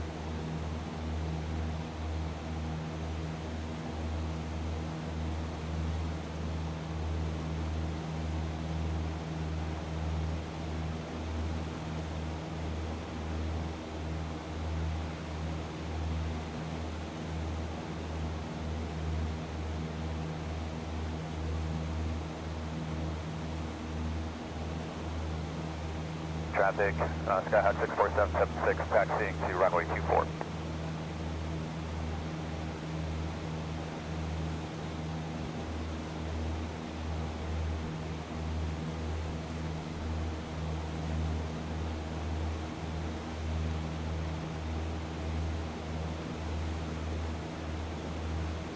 Again, I do want to thank everyone for coming in and hanging out for a little bit this evening as we make our way down to the Cheat River Fly-In. The destination scenery is available on the xplane.org website, should anyone wish to download it.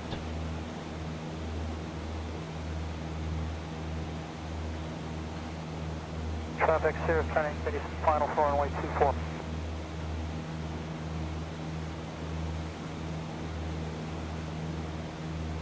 I might have to roll back the clock a little bit. Hopefully we have enough daytime VFR. I'm assuming we will. It's got, you know, we can't land there at night. It's got no lights. We need to be able to see that strip.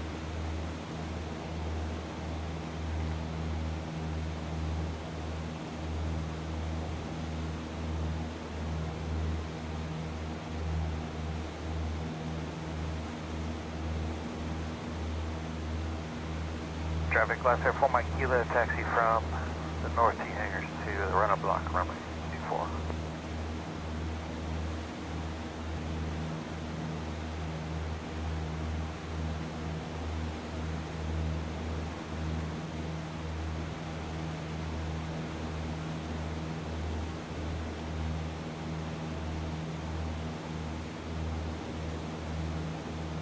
Traffic, Mall 5 Kilo Tango, 2 mile final, 10, maybe.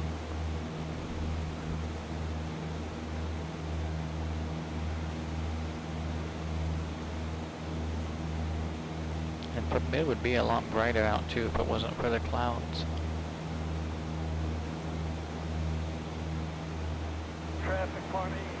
Ground speed 143 knots, indicating 120.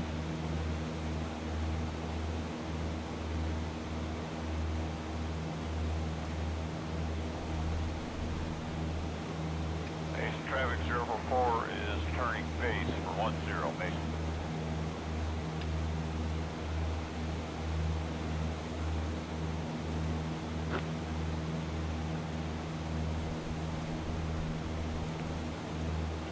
I think we got about 50 nautical miles to go, approximately.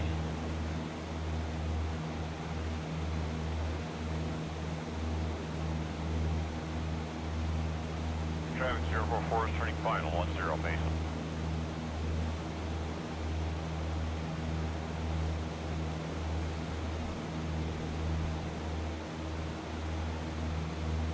I'm hoping that those clouds, they stay over that way, and that they don't come towards us.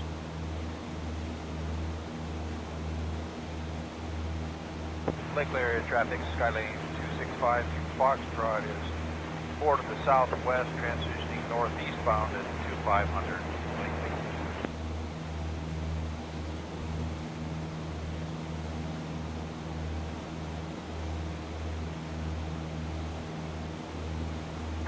Island traffic, Otter 422 is over Lopez, coming up the beam the airport, descending to the 3004 Friday Harbor water.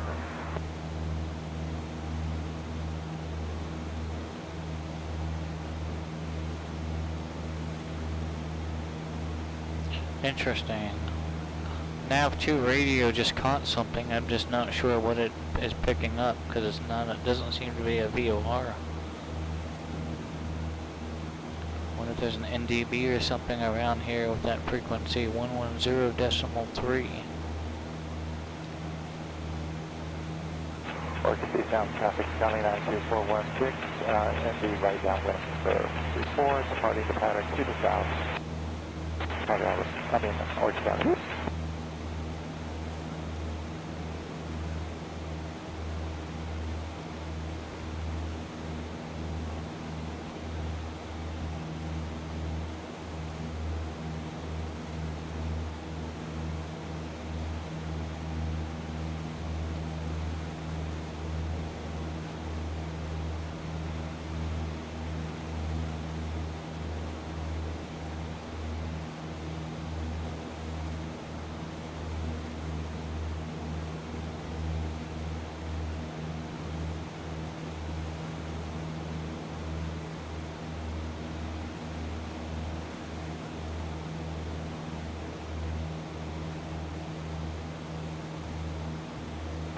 Orchid sign eastbound, sign 92416, southbound.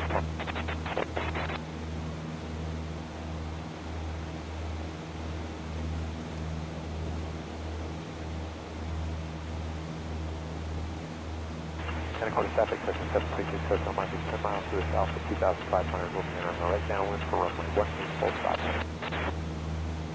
Alright, let's see.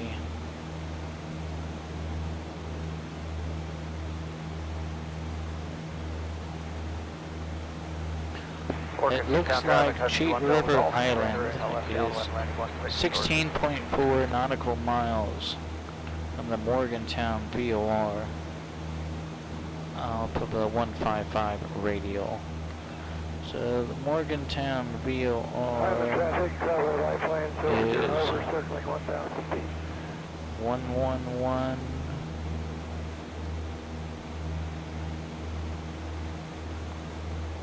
Decimal 6. Let's get that in here. 5 miles to the south, beginning right downwind for runway 145. 111 decimal 6. Okay. So we got the Morgantown VOR on nav 2. Friday Harbor traffic, Hot 6 back is taking runway 16. Going to be a left turn out over to Lopez, Friday Harbor traffic. And if we tune that in to nav 2 here, it looks like a heading of, well, 090 will get us to the Morgantown VOR.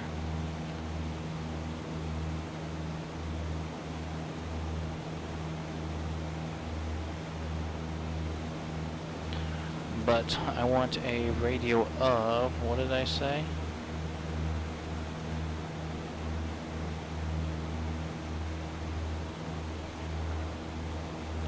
One 157. Oh, this isn't looking good. Traffic Beaver 230, just passing Cattle Point, north 155. westbound, landing Friday Harbor Water, north to 1,500. 155. And it's about 16 miles.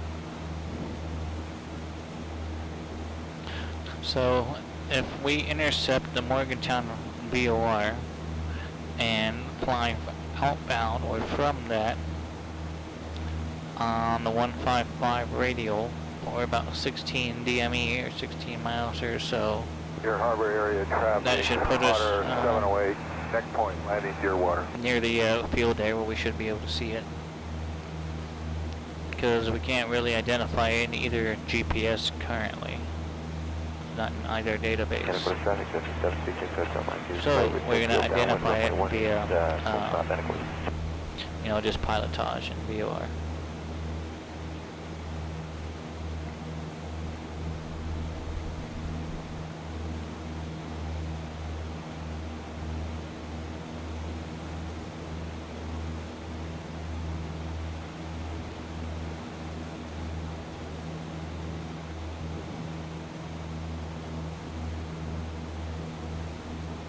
Friday Harbor traffic, 707 Papa Alpha is taking 16 for a left turnout. Friday Harbor.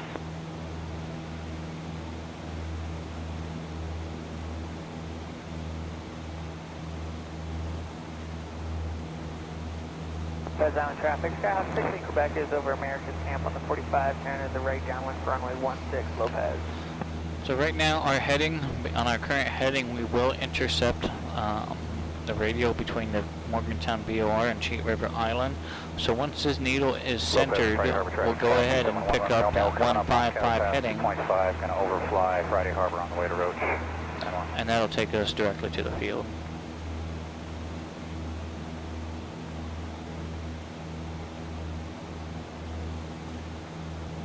And Friday Harbor traffic, 707 Papa Alpha is into the golf course, making our left turnout toward Candle Path.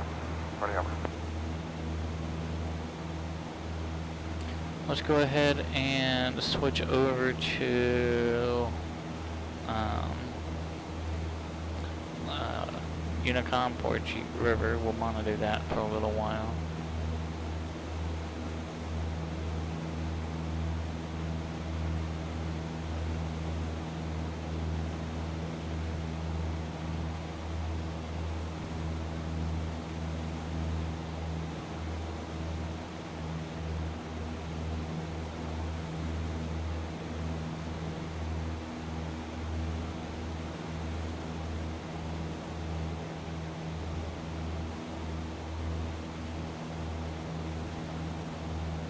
Friday Harbor traffic, Skyhawk 69 Papa, 5 miles southeast, inbound for 16, Friday Harbor. We're literally like right at a cloud layer. We might have to drop down a bit. We'll see. See what happens here.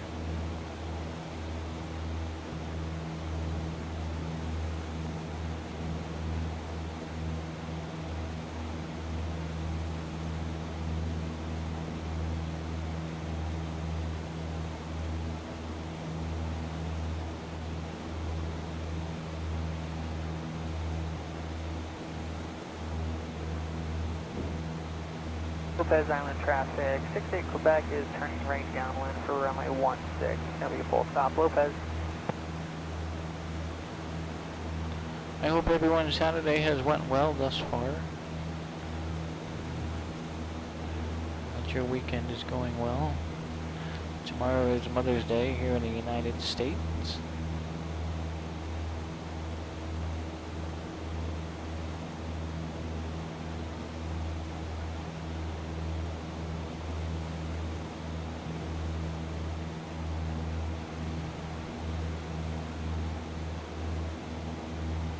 Island traffic, traveler biplane circling Rosario, 1,500 feet.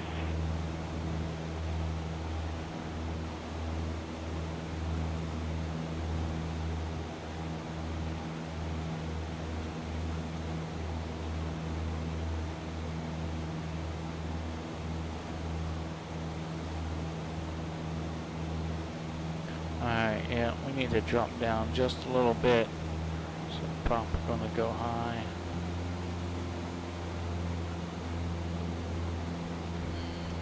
Cap flaps open.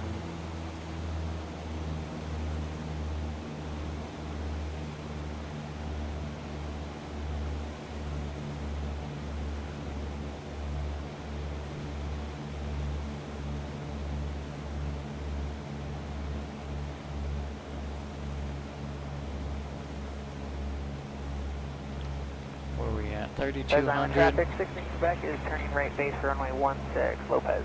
Let's get back down to 3,000 and see how that works out for us. And my goal here is to maintain live weather throughout the whole duration. And don't want to have to clear skies if I don't have to.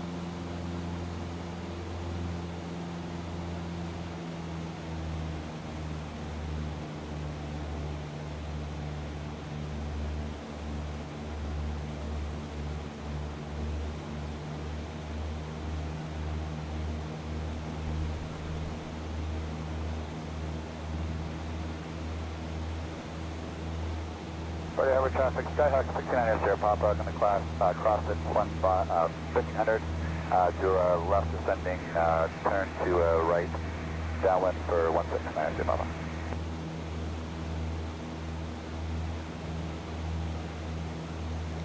3,000 feet. If we were to maintain straight there, would have put us right into another cloud. I don't know if I want to go any lower than this right now, but we might have to. Hey, Flight traffic, Sky Keep Zero Mike is False Bay on the 45, right down with 16, ready, over.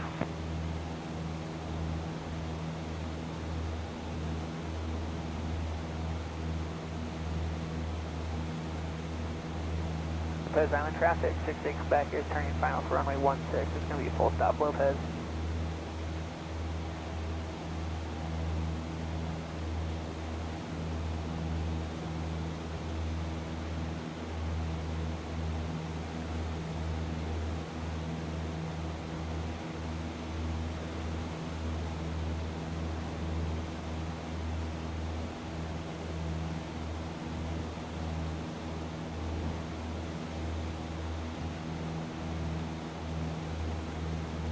What did I say it was? 16 point something miles from the Morgantown VOR and the 255 radio?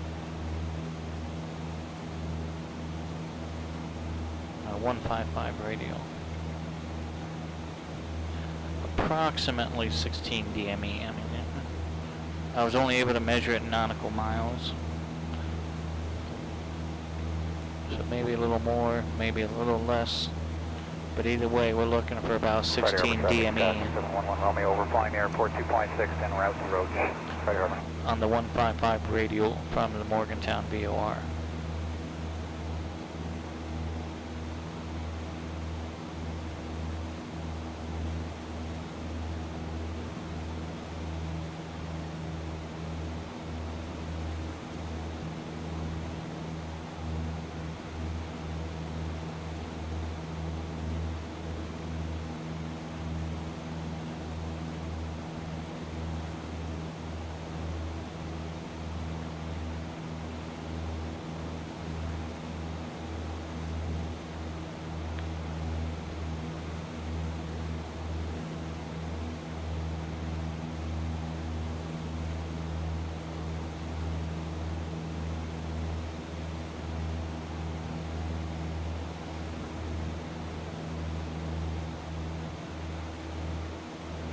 Cloud is not, traffic, Sky Keep Zero Mike, turn right down with 16, ready, over.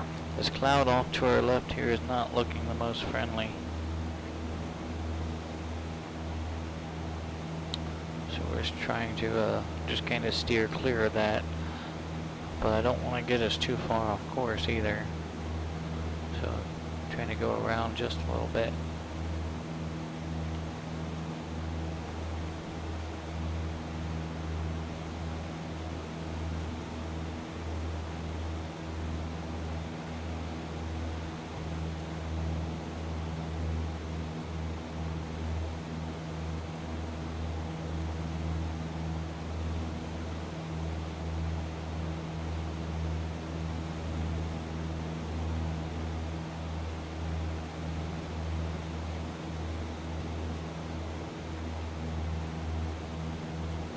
Traffic, Cessna 26 Quebec, Cessna 150, 2,500 inbound.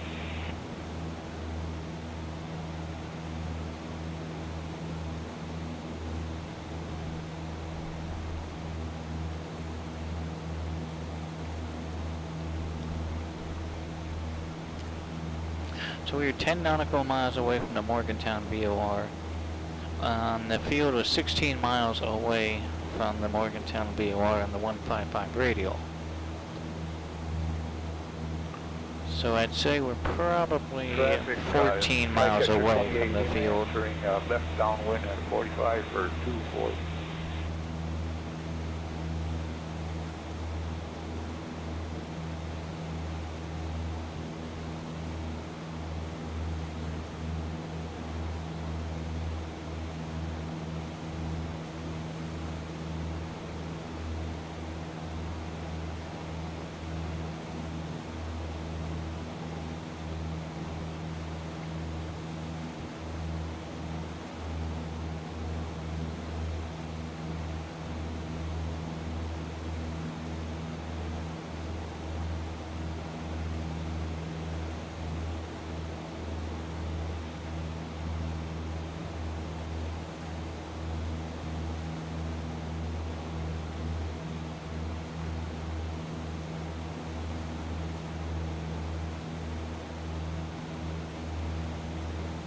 Impact lane on a 45 for the left downwind, 24.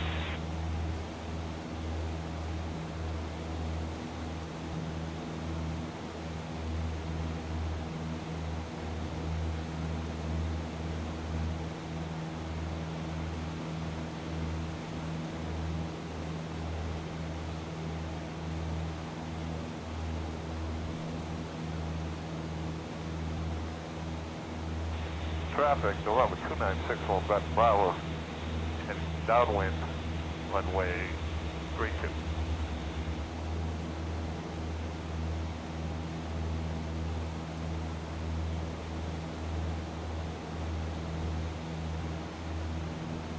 Traffic, this is Sting 808 Tango Lima. We'll be entering a left base for 25, now at altitude 2500. 808 Tango Lima.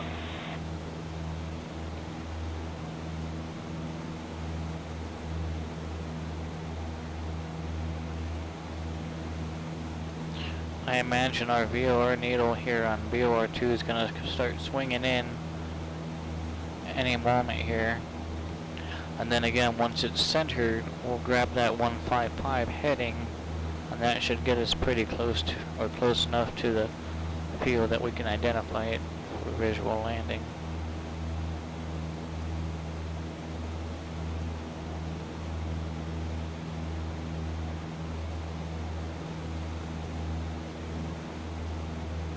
Traffic, Cessna 26 Quebec, Cessna 150, descending from 2,500, entering a crosswind 28.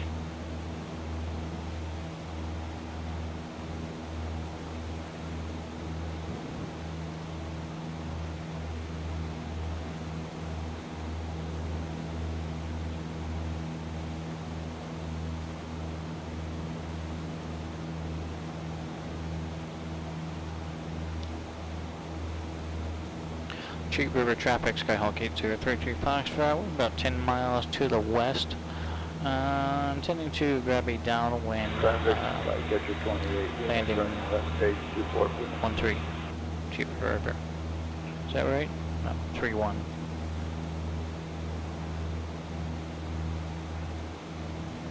I'll fix it on the next call.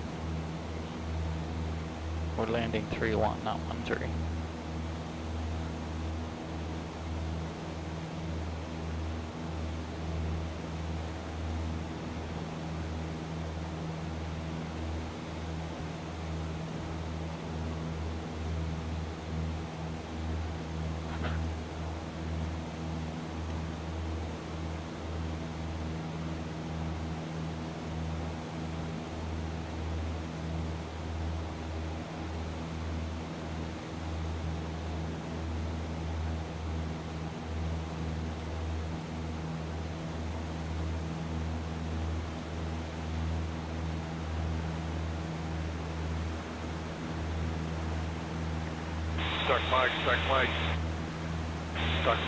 Start mic, check.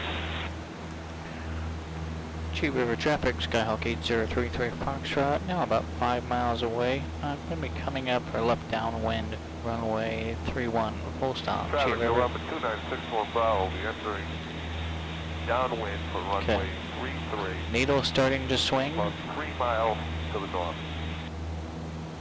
And I want a 155 heading. Let's get our heading bug there. 2 for about 8 degrees deflected.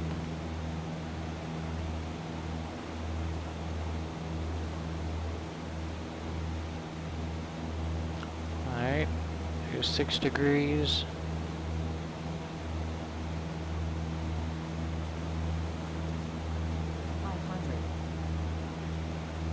.500 feet AGL.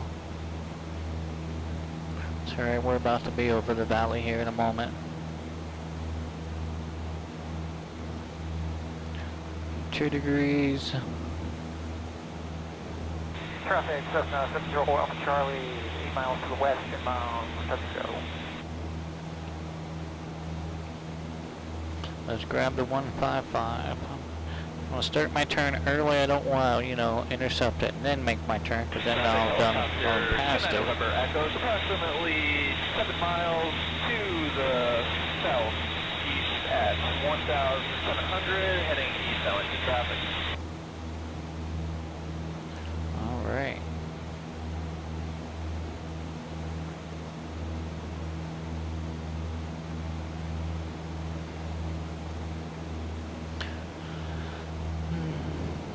Cheat River traffic, Skyhawk 8033 Fox, about 2 miles northwest. Gonna grab a left downwind, runway 31, full stop, Cheat River.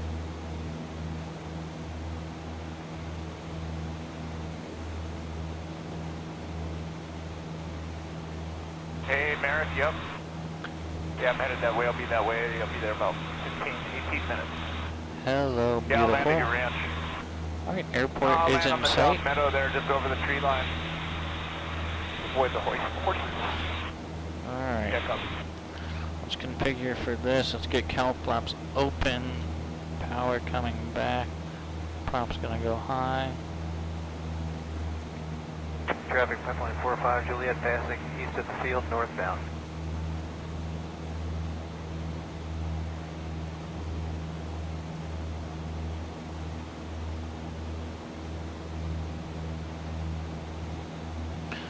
The island's just on our left there.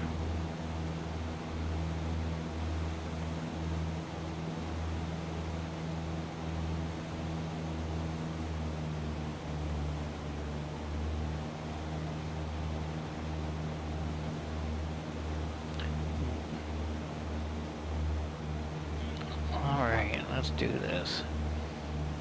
Cheat River traffic, Skyhawk 8033 Foxtrot is left base to final approach 31, full stop, Cheat River.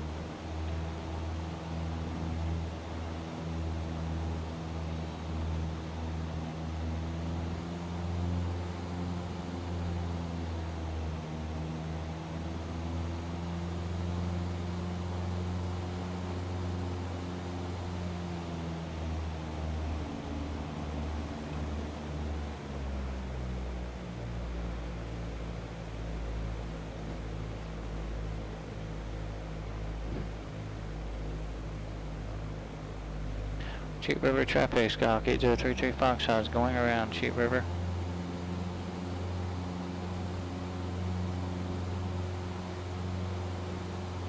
It's aiming for the wrong runway, Michael.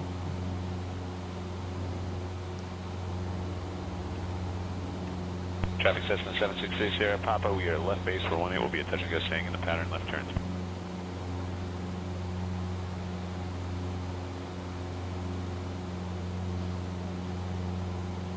I knew something wasn't right when I didn't fly over Dave's house. Sierra Papa up 18, we'll be making a right turn out to the northwest.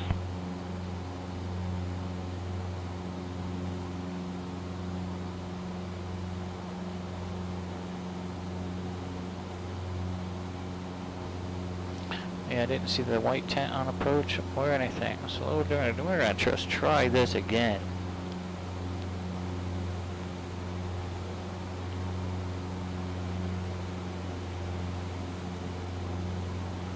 Cheat River traffic, Skyhawk 8033 Foxtrot, left downwind 31, full stop, Cheat River.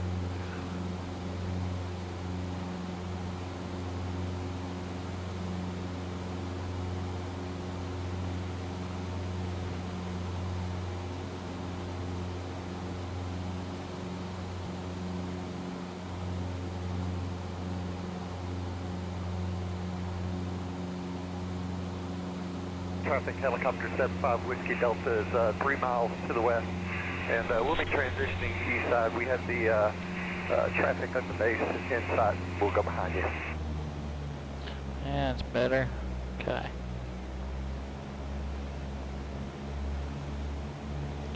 Alright, landmark number 1, red roof house right here. That's the property owner's house. Looking good there. Let's get flaps in. Cheat River traffic, 8033 Foxtrot, final approach 31, full stop, Cheat River.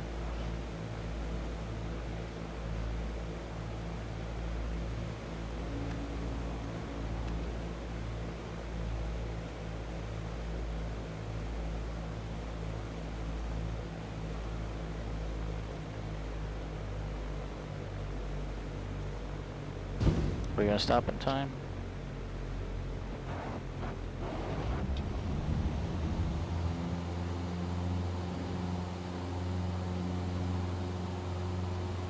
clear obstacle. Pipeline Patrol, what's your position? 75 Whiskey Delta, we're about 2 miles to the west. We're going to try that one again, too. Roger that. We're about 1 mile to the west, 2,000. Traffic.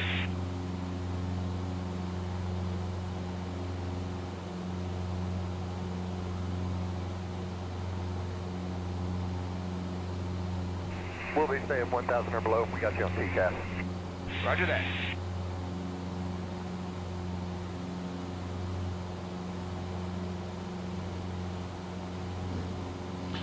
Slower.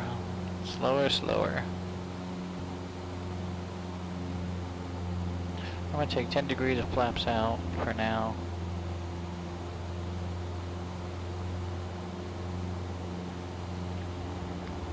Another 10 degrees. And remaining flaps for now. Traffic, helicopter 75 Whiskey Delta, 1 mile to the west. We have the landing traffic inside. Again, we'll pass behind you. Will be no factor.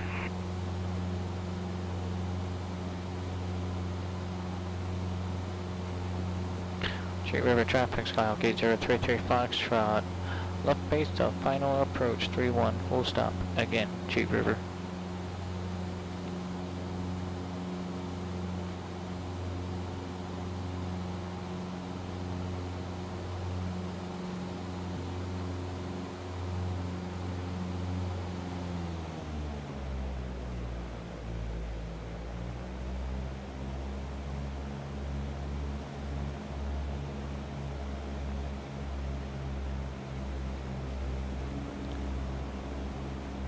Traffic, Federal 44 Juliet is 2 miles to the west, cross over the field for a left downwind 17.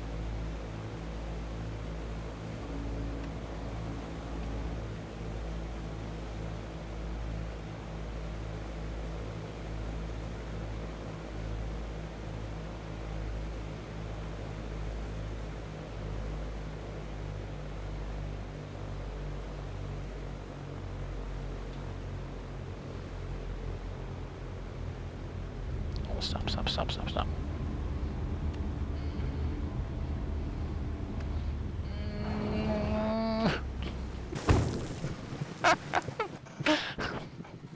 Oops.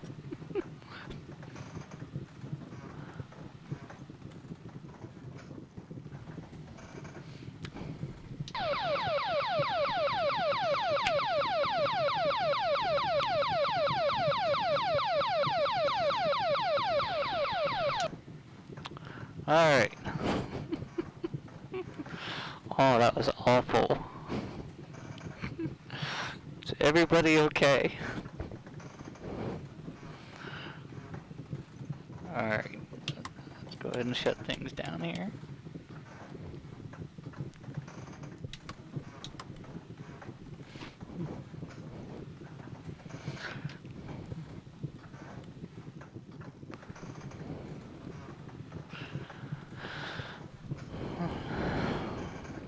Man, I really kind of feel the need to redeem myself.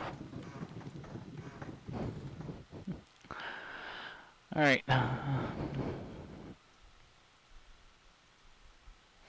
Let's go ahead and reset up here. And we're going to try and do this again.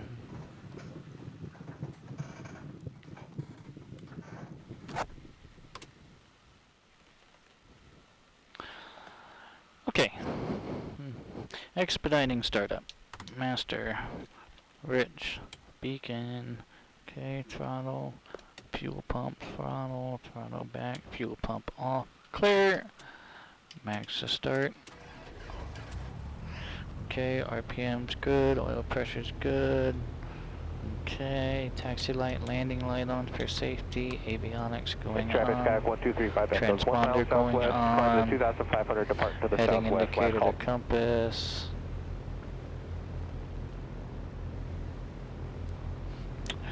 Alright.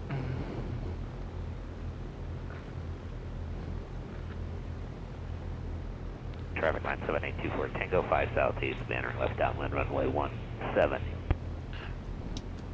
Park and brake off, strobes going on. Cheat River traffic, Skyhawk 8033 Foxtrot, back taxi, runway 31, Cheat River. Okay, it's experimental 7, correction, experimental 110 Lima Victor, taking the active 35 is going to be south departure.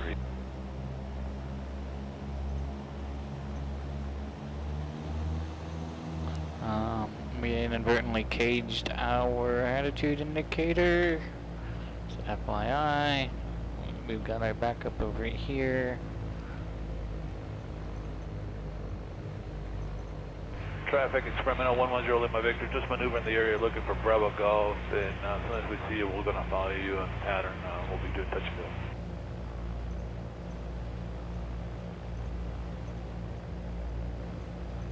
Alright, so we're going to go out, turn around, and come back in and land, and do it good this time.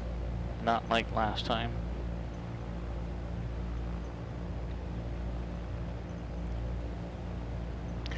But I do need to give the oil temperature a little bit of time to warm up, so I'm just going to sidestep here.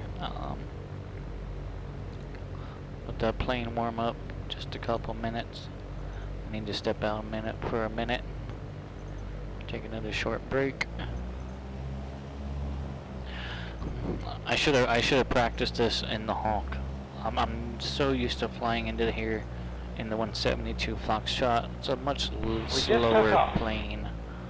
Yeah, not a problem. We're just cleared. So I'm gonna have to configure for landing probably even earlier, back that way. So I'm gonna hang out here for a minute, and I will be right back with you all. I appreciate you.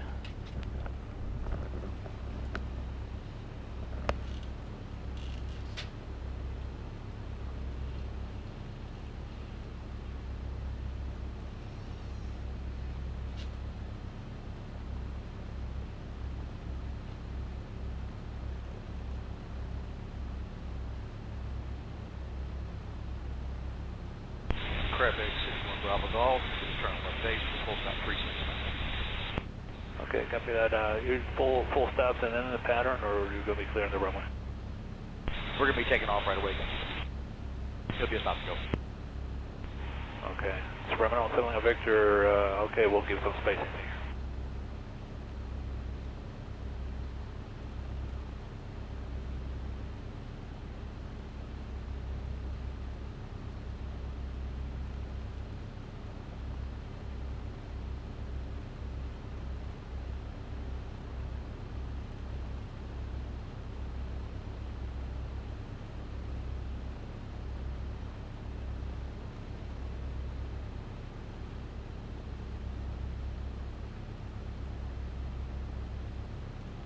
Experimental 0 Lima Victor downwind 36 looking for the other traffic. Oh, we got you on the runway, thanks.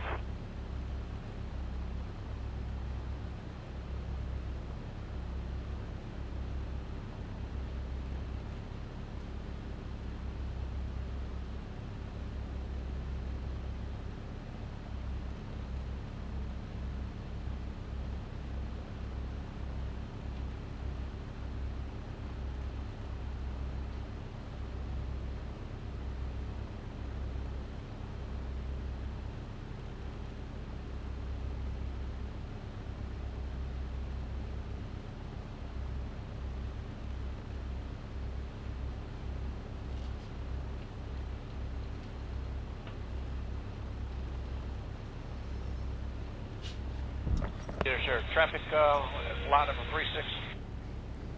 What's your... Alright, I appreciate your patience. Let's go ahead and get things going here. Our gyro thingy is still broken. It's fine. Get buckled back up.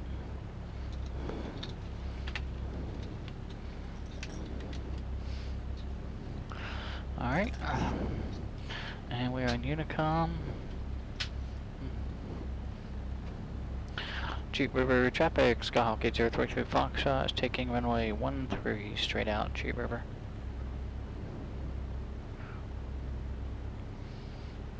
Altimeter mode, park brake off.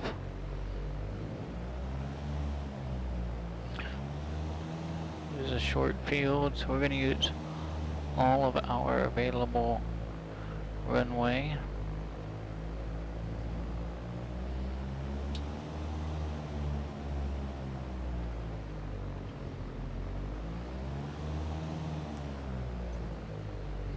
I think you can still see our tire floating over there in the water somewhere.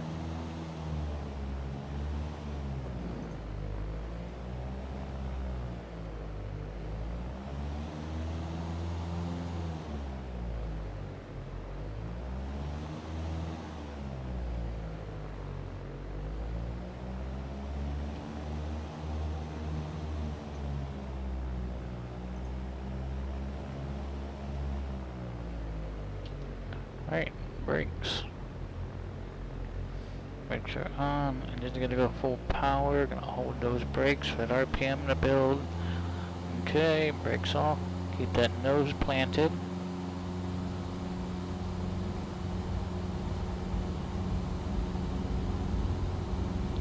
Airspeed's coming up. We're almost out of runway. Airspeed's alive. Let's go ahead and rotate.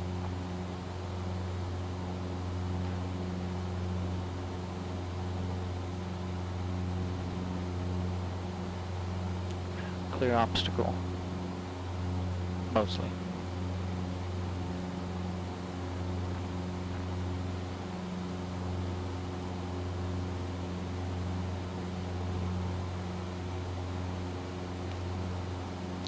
So this river was dry too. It's one of the other OSM data things I had to update. The entire Cheat River was completely dry. So I don't know if, again, I don't know if it's an actual river yet in default X-Plane or if it's still a dry bed. But the scenery that I did for it does include this custom ortho tile on the xplane.org website, so you can grab the airport and the ortho tile that has all the water bodies that I did for it.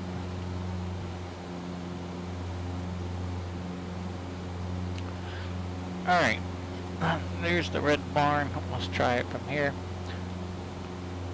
Cheat River traffic, Skyhawk 803 Foxtrot, final approach, runway 31, full stop, Cheat River.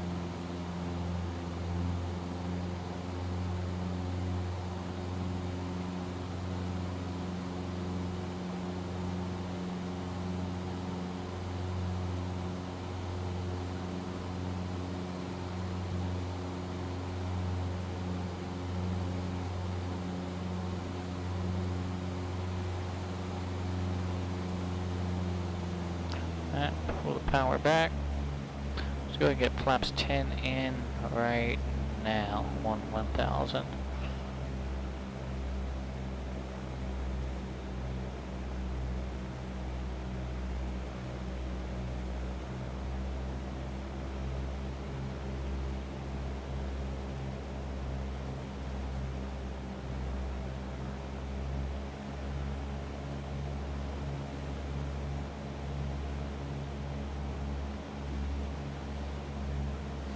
Alright, passing over the owner's house. There's our landmark.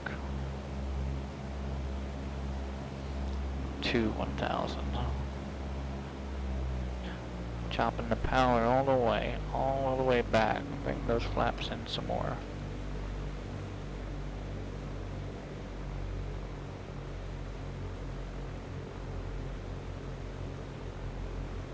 Put a little slip in there.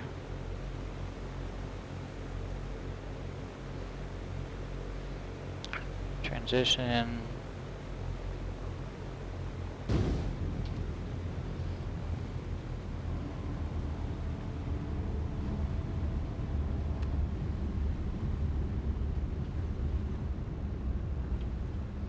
Alright, I'll take that one.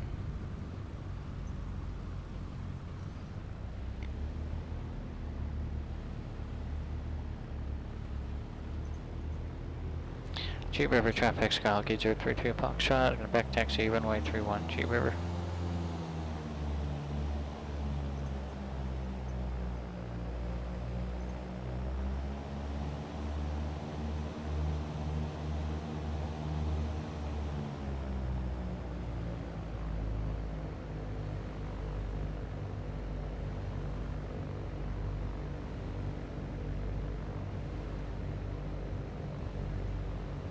We'll go down here and park, shut the plane down, head to the hangar, chit chat for a couple minutes, say goodnight.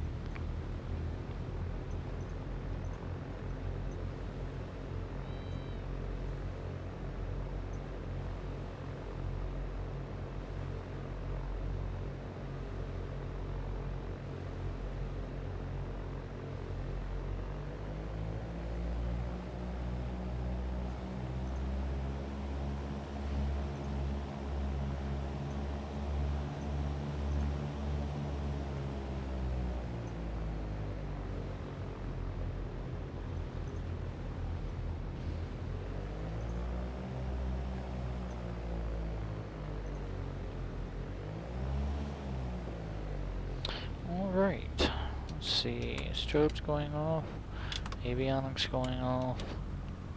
Make sure it's gonna come lean. Max to off. Master to off.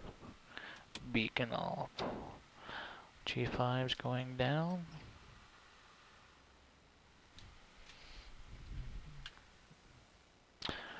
And we'll disconnect from VATSIM.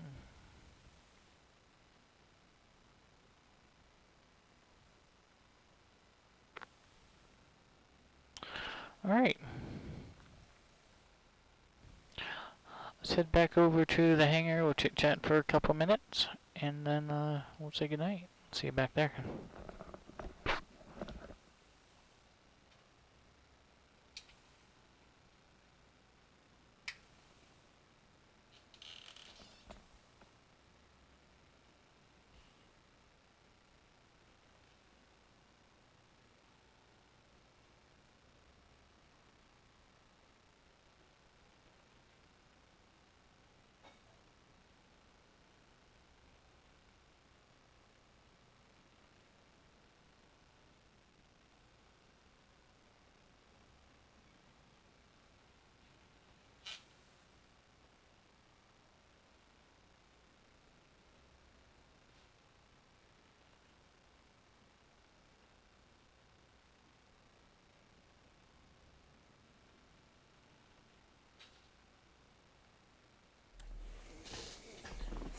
Alright, I do want to say thank you to everyone who come in and hung out for a while this evening. Flight was from Swank Farms, private field in central Ohio, down to Noble County, and then over here to Cheat River Island for the Cheat River fly-in, which is running tandem with the Rear World fly-in currently this weekend at Cheat River Island. This is the first fly-in where the island has actually been charted on the FAA sectional. So that's kind of a new thing for this year. It makes it nice for unfamiliar pilots to be able to identify the field that way. But all in all, I think the weather cooperated pretty much the entire way. We did have to avoid a few clouds along the way, but that's better than having to clear the weather. You know, I'd rather have to avoid some clouds and clear the weather completely. So I do want to say thank you to the Virtual USA Flying Club for putting on the event today. I had a good time. And I do want to say thank you to you all who came in and hung out and flew with me.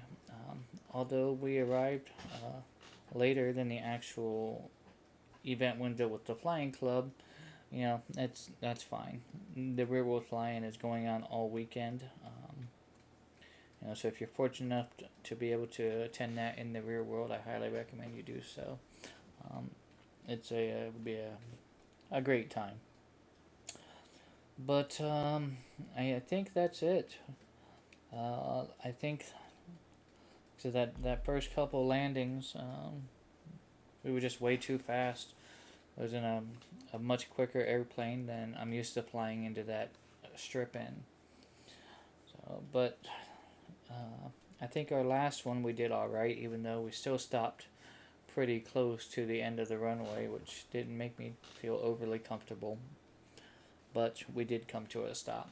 So I do want to say thank you to Iowa Scotsman for his resubscription to the channel again, and earlier this week while we were offline received a new channel follow from Wild Hair, so thank you for that. Look forward to flying with you. Other than that, I think that's it. Tomorrow is Mother's Day. You probably won't see me tomorrow, but but Monday we'll do some flying. I'm not sure what we're going to be getting into just yet, but we will certainly do something. So that is it for me. I do want to say thank you again for coming in. It's definitely my pleasure flying with you. Let's see who we can go and raid to continue our aviation enjoyment this evening.